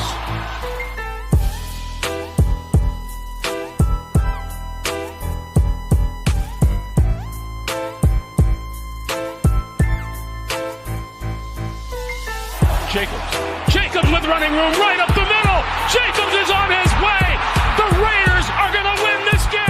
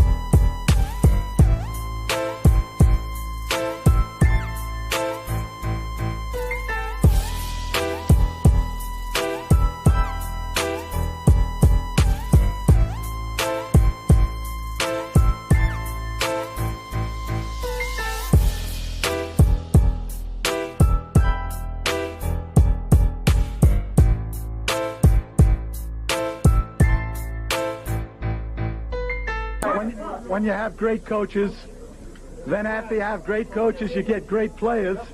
You have a great organization, and you tell them one thing. Just win, baby.